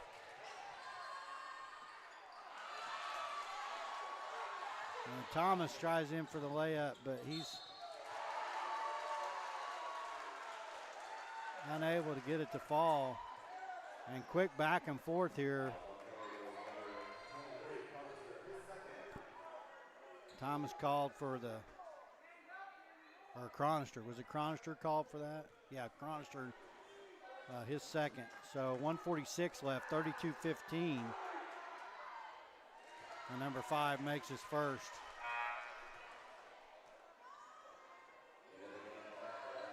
I tell you, I don't know how they missed that. Wiggs going up for that rebound and number 11 coming in, just shoving him from the back to the ground, preventing him from getting the rebound. The ref was right there, so I'm not sure what they were looking at. Here comes Bellis. Bellis to Wiggs. Wiggs back to Bellis. Norris for 3, off the mark, rebound Mannford.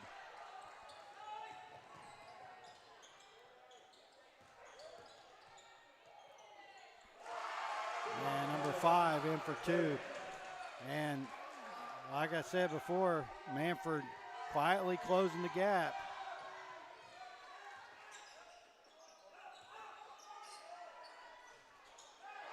No rebound there for Kellyville. Mannford back at the ball.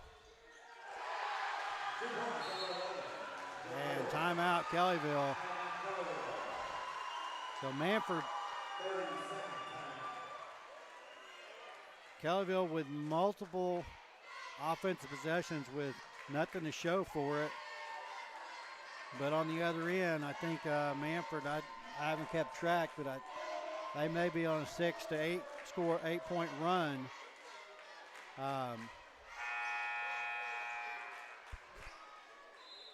Kellyville just needs to settle in. They got the high pressure defense against them that just started here about halfway through the second quarter. That's caused a disruption in Kellyville's offense.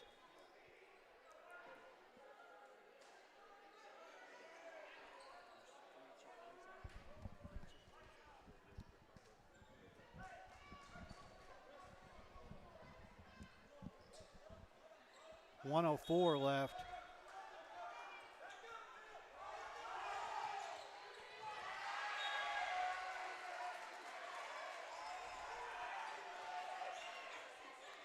And they try for the quick pass, the TD pass. It's going to be knocked loose by Mannford. Here comes,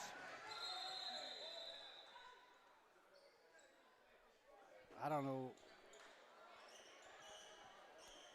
Okay, plays called dead because of a wet spot on the court.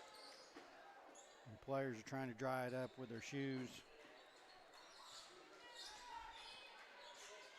That's unfortunate because we had the inbound over to Mosby, who was wide open.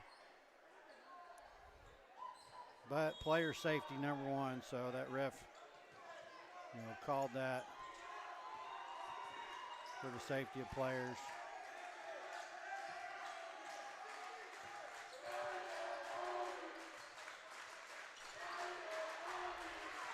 And Bellis loses the handle.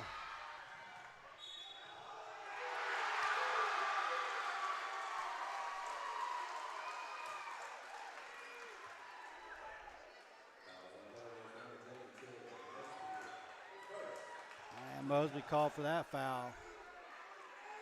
So all of a sudden, Mannford's within 9.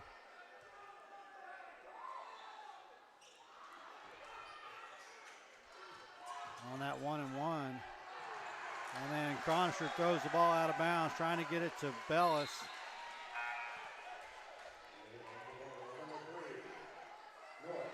So your Ponies started off with a fantastic first quarter and a half. And the last half of this second quarter have just fallen apart. I think we've had the score of 32 for 3 or 4 or 5 minutes now. And it's continuing. And a 3 on the outside, and that ball's no good. Norris comes up with the rebound. Number 23 working.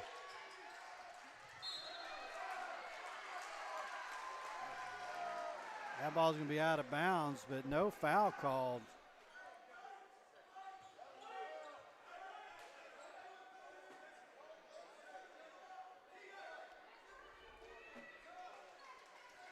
And the ref not liking what he's hearing from the crowd.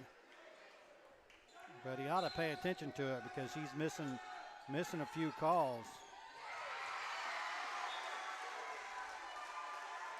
That ball's knocked loose by number 5. We need to be a little more deliberate with our passes. Our passes are sluggish and slow.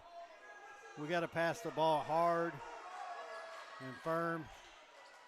And that tip in by Wiggs is no good.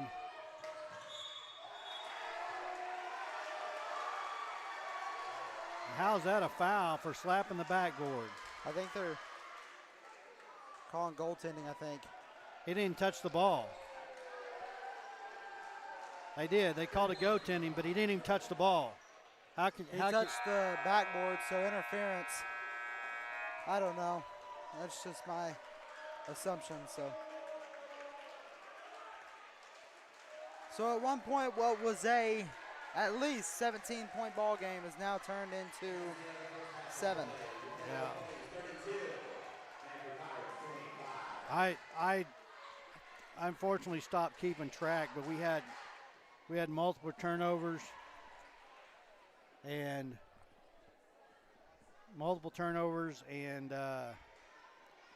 several missed opportunities on offense. Absolutely. To pretty much they were able to score on, at least in the second half of the second quarter, they were able to score on almost every offensive possession, which got them out of that deficit. And I said early on that we needed to be careful about, overconfidence and just concentrating on threes. So anyway, we're going to take a quick break. I got 9:20 left on the clock for this break. So we'll be back in about 7.5, 8 minutes.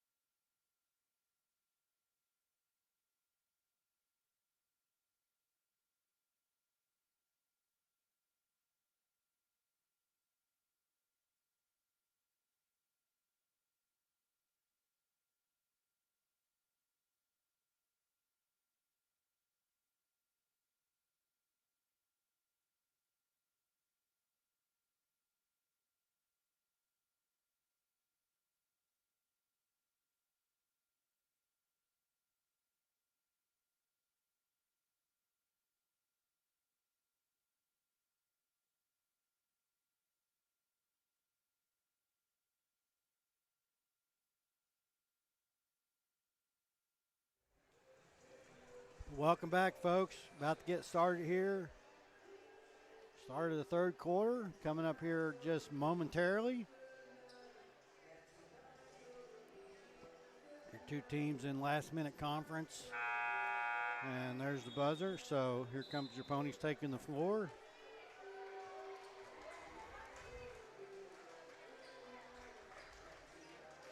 And Pirates are going to have the ball here near side at half court.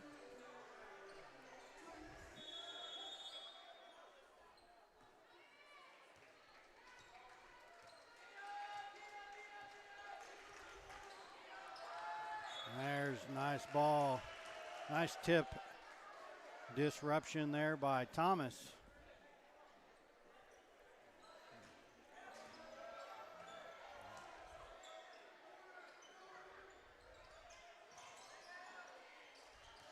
There's a ball knocked loose.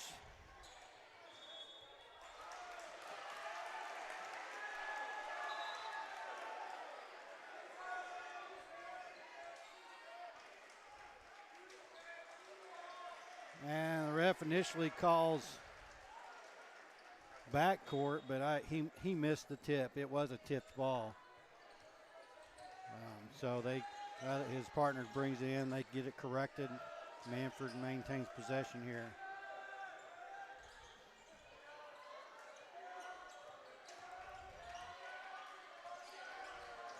Outside three. Rebound by number 11 for Mannford.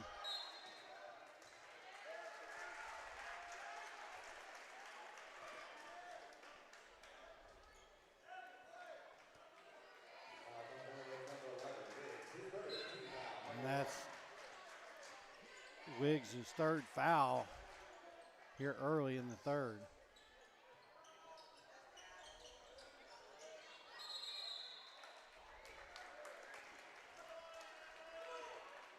Jump ball called on that rebound. Kellyville possession arrow, so they'll take possession here and get it past. Well, almost got it past half court, and that bounce pass by Connors was intercepted.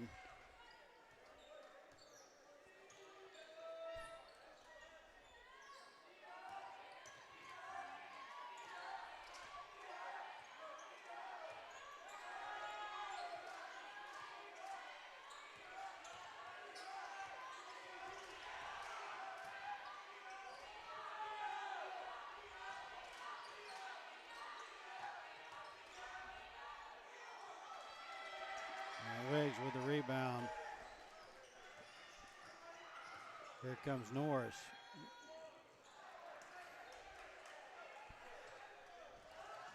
And quick drive on the other end for Mannford, number 5. And a lazy pass in by Kellyville. It results in a turnover there. And then a quick three.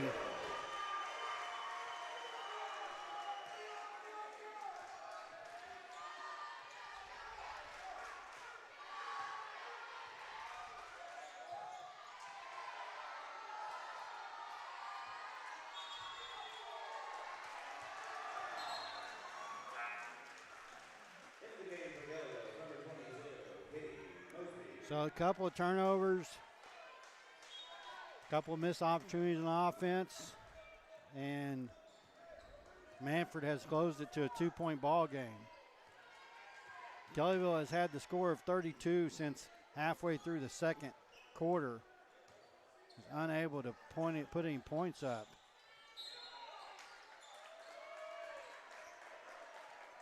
And Wiggs with the rebound, he's going to be fouled. He comes down with it.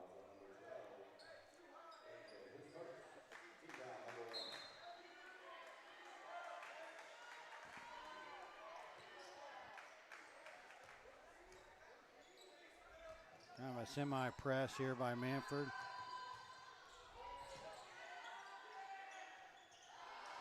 Wiggs can't get the jumper to go. It's in and out. Rebound by Mannford.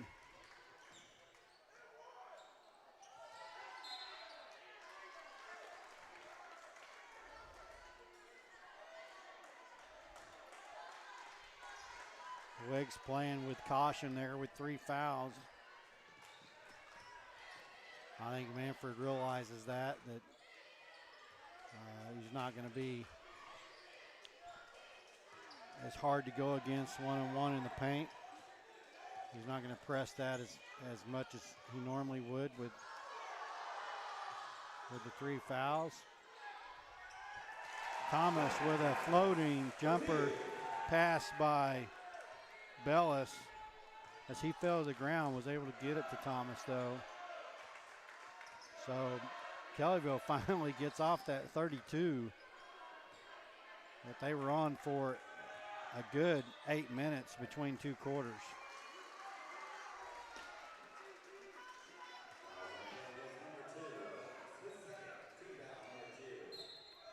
Bellis called with a foul. That's his second. 5 at the top of the key.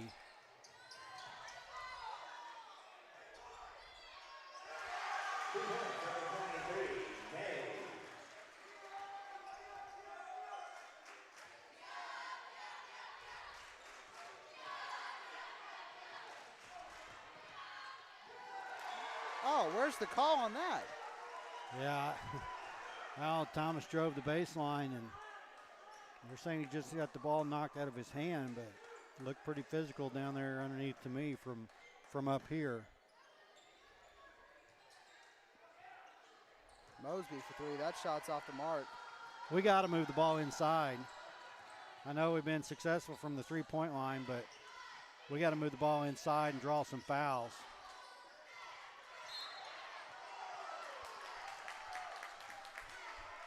As number 30's calling a foul on Mosby as Mosby comes down trying to get that rebound.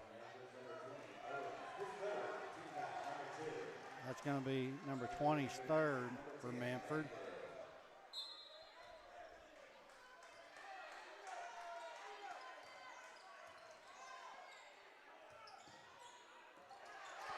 And a lazy bounce pass there by Mosby.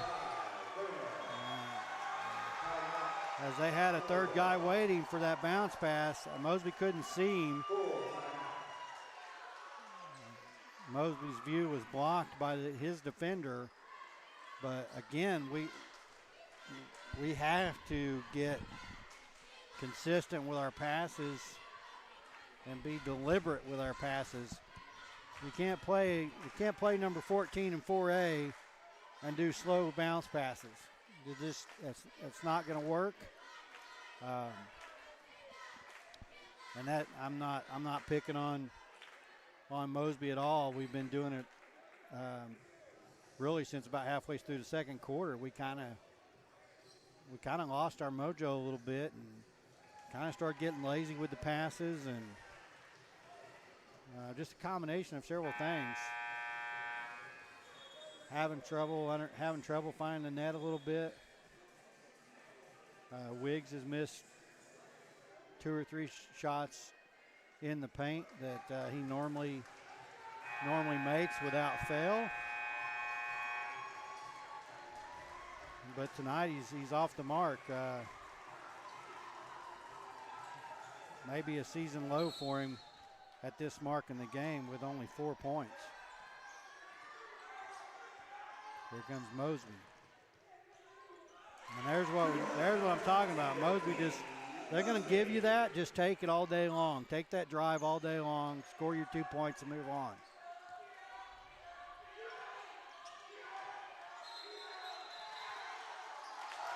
There's a walk by number 11 on Mannford.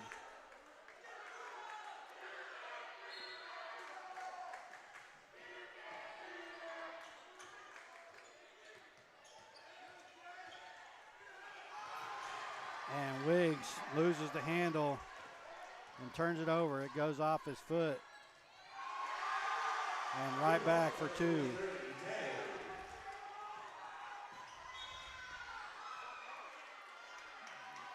I was about to say, he's all over him. There's bound to be a foul somewhere in there.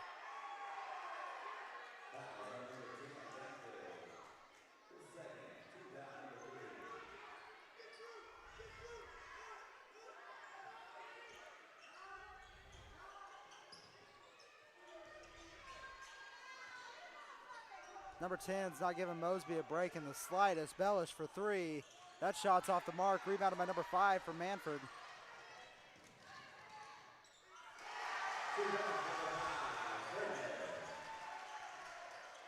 And Mannford just took the lead for the first time in the ball game. They were down by 17.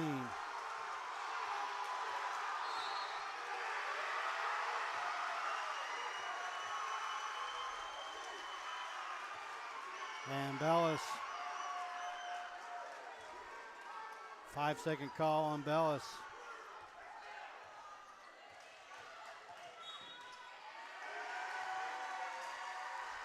We got to do that right there.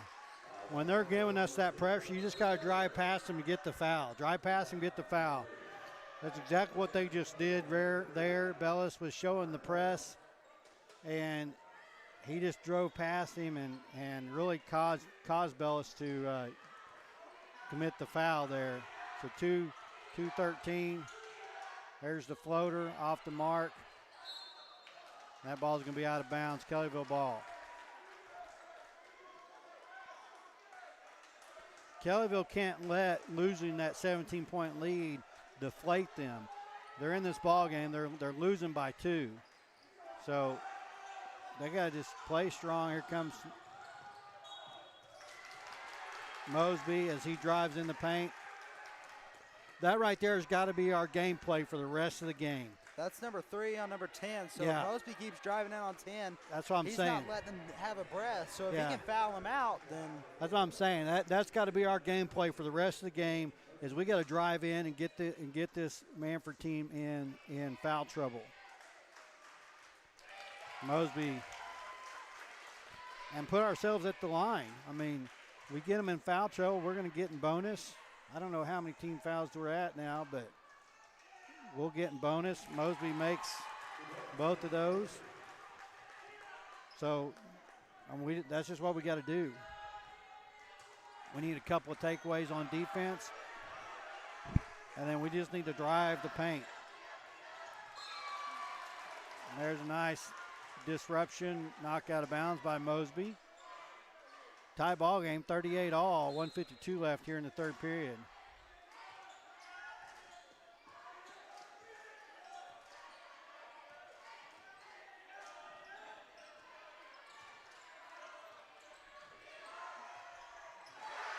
And a three-pointer by number 12. Here comes Norris.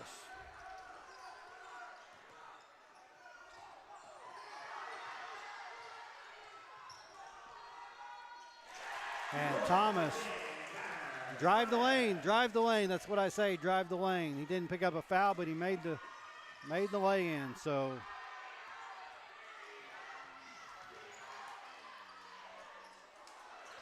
Wiggs with the rebound there on the miss.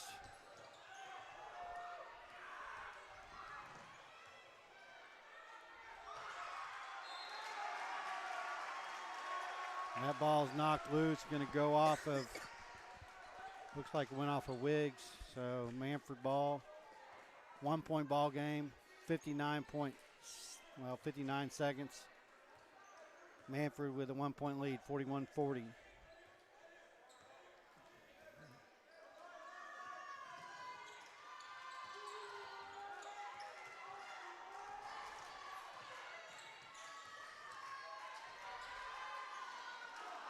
Thomas with the rebound. Number 11 for Mannford's getting away with a little bit of push off as he goes in for his shots.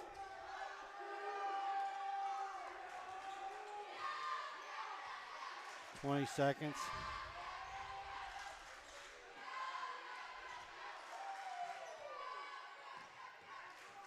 "15.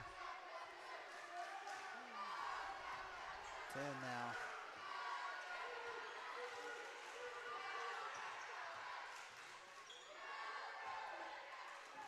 Norris for 3. No good. Put back by Bellis went in, but it was after the buzzer. So after 3, Mannford coming all the way back from a 17-point deficit about halfway through the second quarter. Now has a 1-point lead going into the last quarter of the game.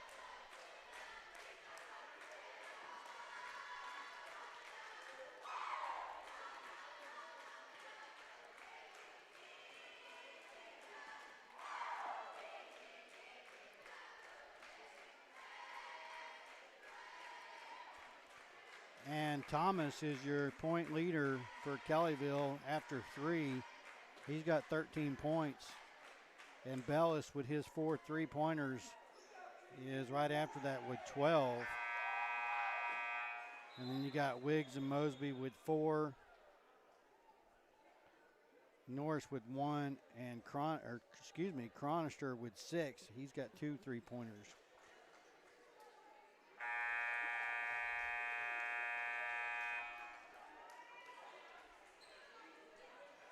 And on the boards, Wiggs leading with 9 rebounds, and Thomas and Norris with 4 apiece, and Chronister with 3, and Bellis with 1. So we need to spread the rebounds out a little more, get a few more rebounds. We need to be a little more productive there. And be deliberate with our passes. And there's a mistake by Bellis as he jumped up expecting I think he was expecting an inside pass available there to Wiggs, and it wasn't there. He had nowhere to go with the ball, so a turnover there by Bellis. Unfortunate to start here the first possession of this quarter. And back door by number 30 is good for 2.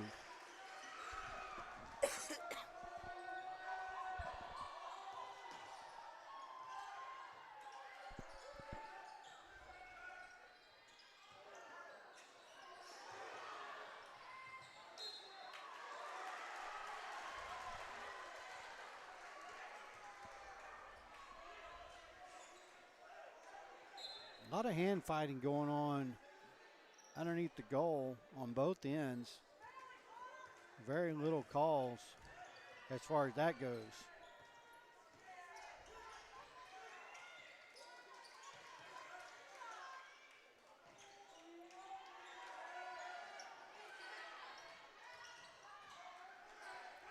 Wiggs there with the rebound.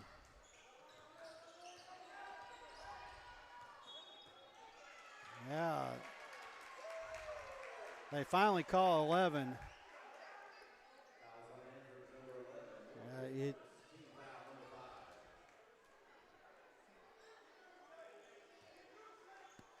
been doing that most of the game, what just occurred just there.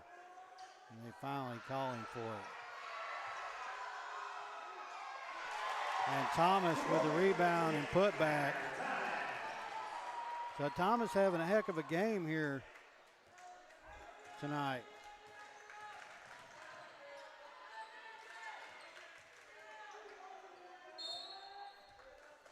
You know, one of these nights, so far this season, with Thomas and Wiggs, you know, they call them the Twin Towers so far this season. We haven't seen a game where they've both been in double-digit scoring. It seems like it's either one or the other. If Wiggs does well in the paint, then Thomas only has a few points. And tonight, you know, Thomas got 12 in the paint with 1 3-pointer, and like I said earlier, Wiggs is stuck at 4. So, yeah, if we could ever get a night where they're both producing double digits in the paint, we'd have a heck of a ball game. Probably against anybody. It's a 1-point ball game, 43-42. Pirates with the lead. 6:27 remain in the ball game.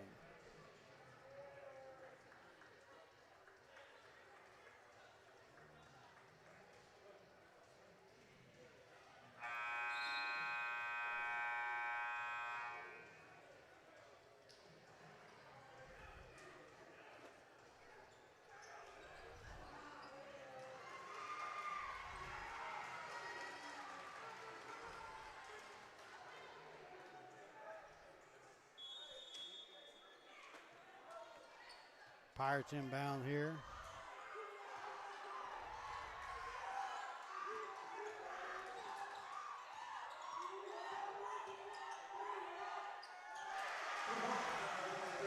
And 23 with the jumper in the paint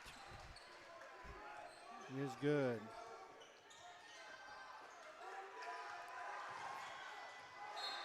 I was about to say, there's got to be something there. Yeah.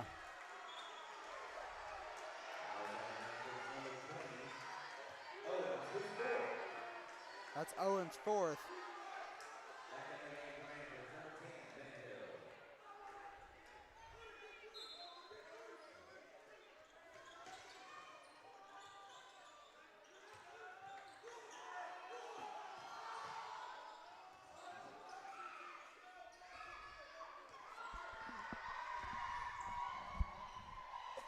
Wiggs for three on the outside. That's in and out.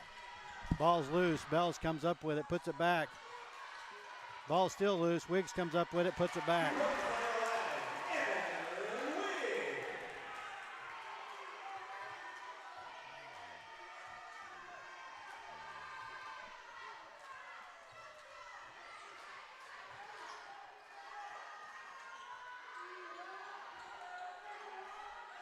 Back to 1 point game, 45-44. And there's a three on the outside. Chronister with the rebound there on that miss. So here comes Kellyville, down by one. Mosby drives in. And they're gonna, oh my goodness. They're gonna call a charge on Mosby.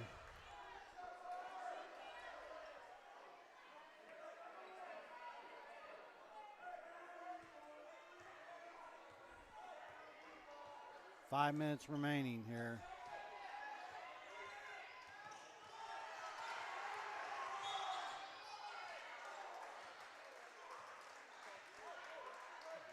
And a foul call on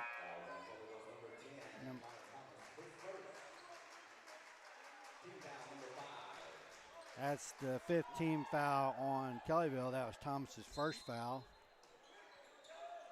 So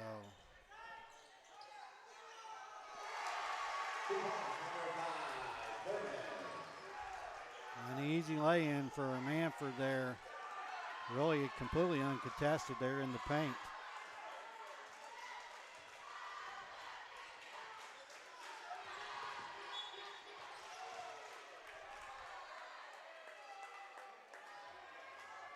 That foul is going to be called on 12.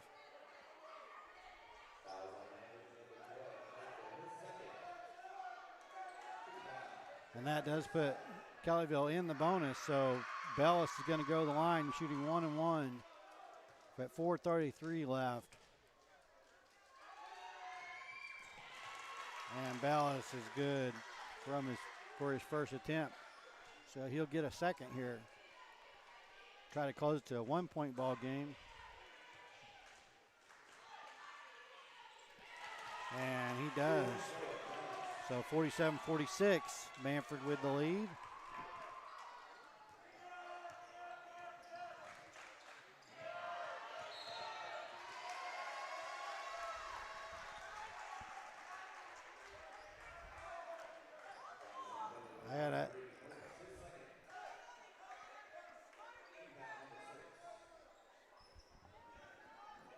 Calling it tight. Calling it tight here at the end.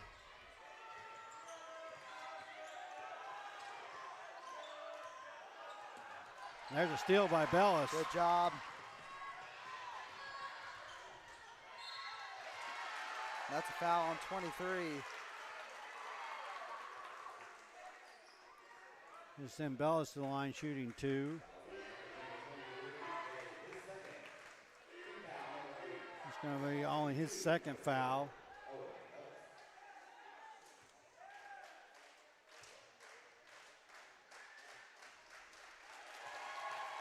Tie game.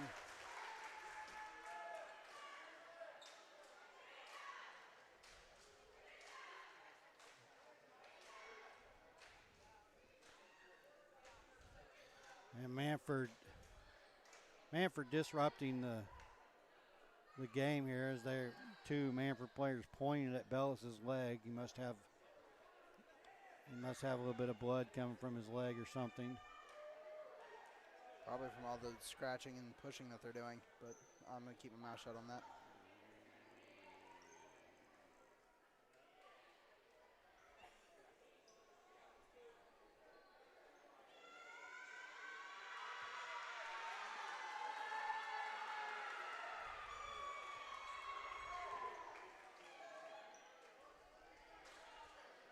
They get a patch on his leg there, so we're back underway. Tie ball game, 47-47.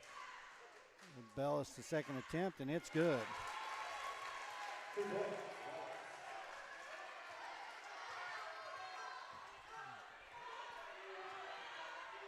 Norris heavily guarding number 23.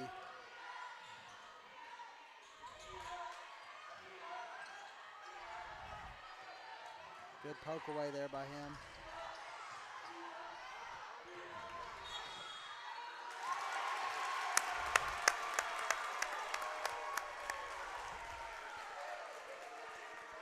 They call a kick ball as Norris poked the ball away, and as he went to dribble, he kicked it with it.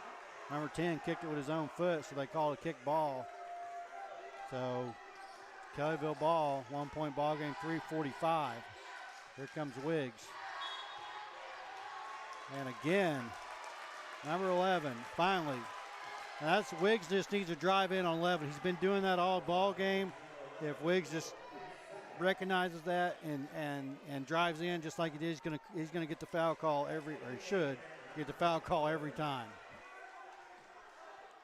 So Wiggs at the line. And he misses his 1-and-1 attempt. Now there's a sweep. That's a hook, and he doesn't call it. Instead, he calls it on Chronister. And number 5 clearly used a swim move on Chronister to get around him. And that puts Mannford in bonus. So 1-and-1, number 5. And he makes his first attempt. We'll give him a second. That ties the ball game 48 apiece, 3:39 left.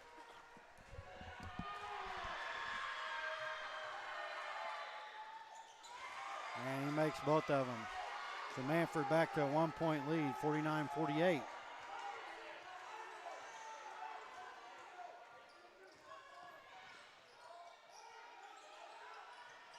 Bellis for 3, no good. Rebounded 23 for Mannford. And they quickly get down and get in for an easy lay-in. And foul called on the floor. That's 20's 5th foul. He's out of the game.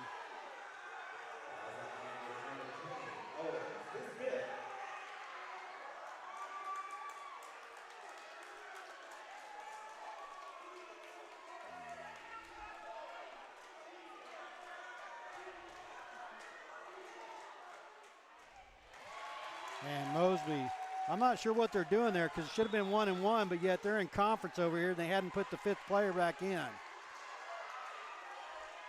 They shouldn't have had Mosby shoot that. He was at 1-and-1, not a shooting foul. At least it's what I thought they called.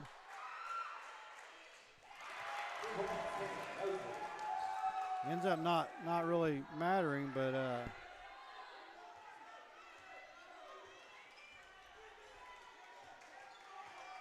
still 1 point game, 51-50.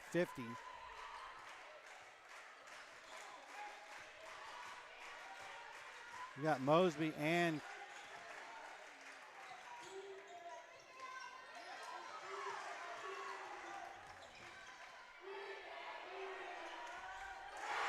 number 10 for 3 on the outside.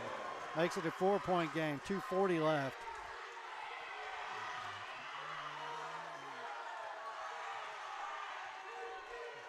Both crowds starting to get into it.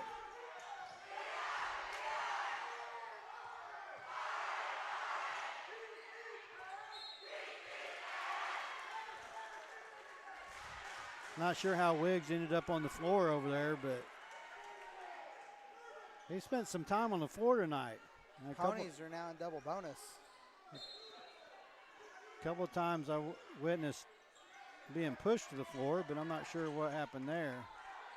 Wiggs contested 3 on the outside, and that no good off the rim and shoots out of bounds. So Mannford ball. 2:16 left.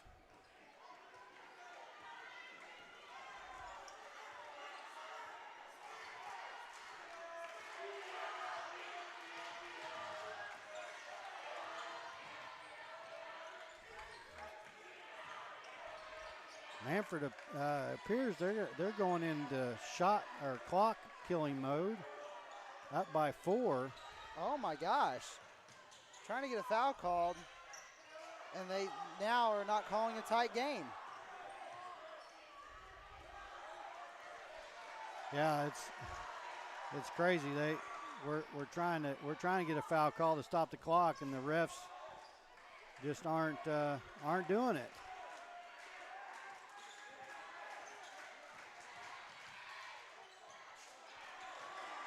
Thomas with the rebound.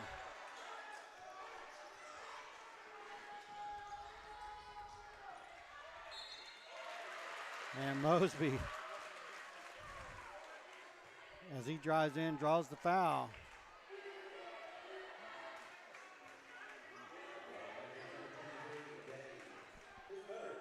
That on 23, his third, so Mosby's going to shoot 2.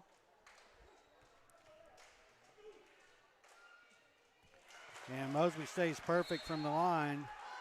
Knock on wood. Knock on wood. 5 of 5. I can't find any. Oh, there we go. Nobody was home, by the way. Hey, that's all right. I got to point that out. 5 of 5 from the line. So 114, 3-point ball game.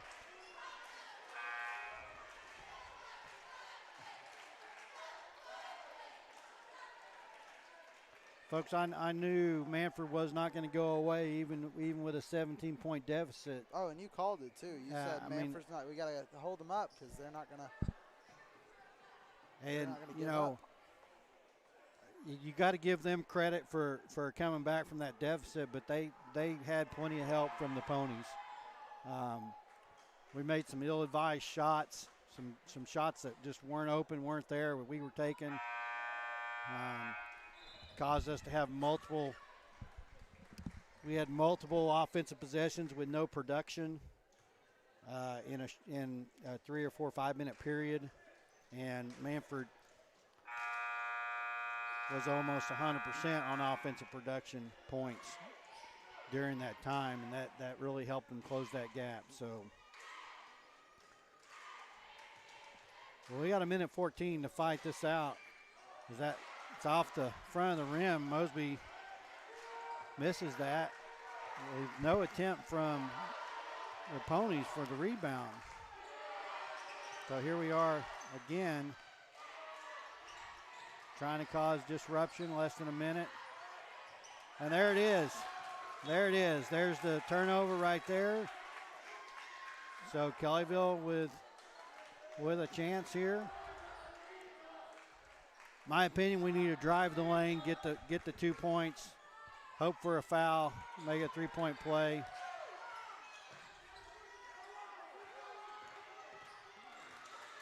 There you go, Evan. There you go. There's a foul there. And that's on number 23. That's 23. his 4th.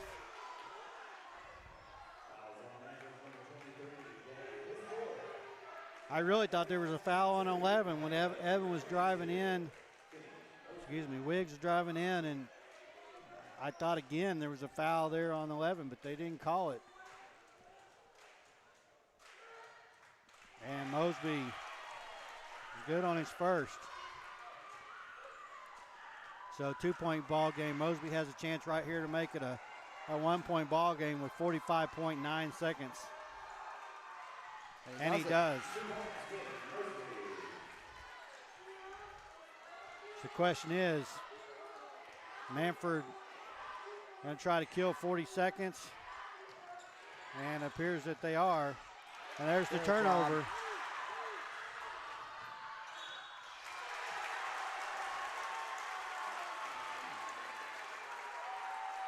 That foul's on number 10. Is that going to be his 5th?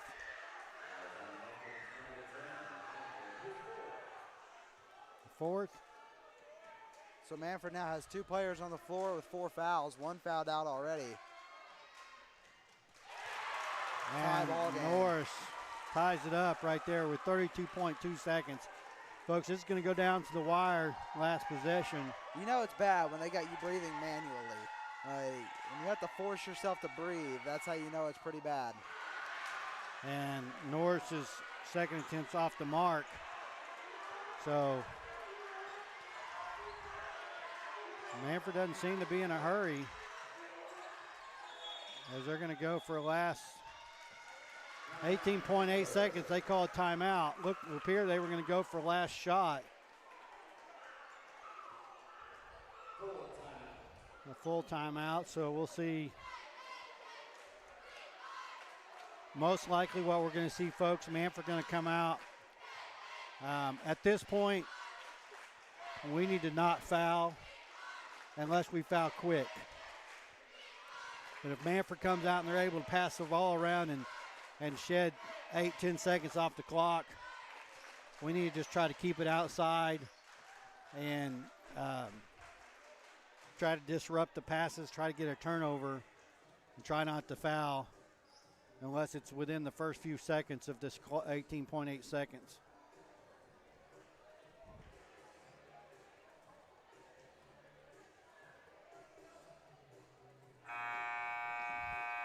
Best scenario is we cause a turnover on the inbounds, go down and burn a few seconds ourselves,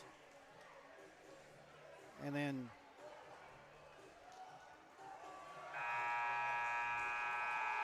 I think you drive the lane and try to draw the foul and hope for the lay-in if we're able to get the ball.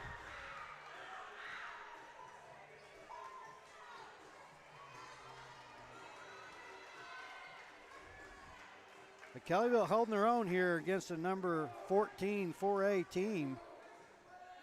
So they got to be something to be proud of. Tie ball game with 18.8 seconds left.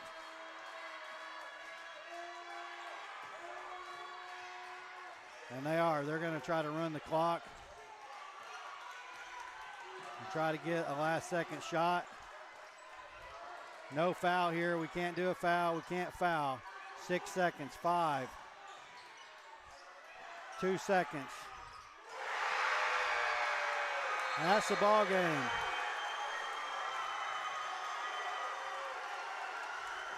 Number 12 for Mannford sinks the three-pointer as the clock runs dry.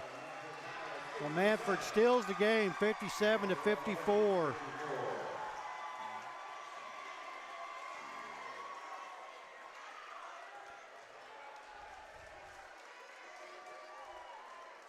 Heck of a ball game.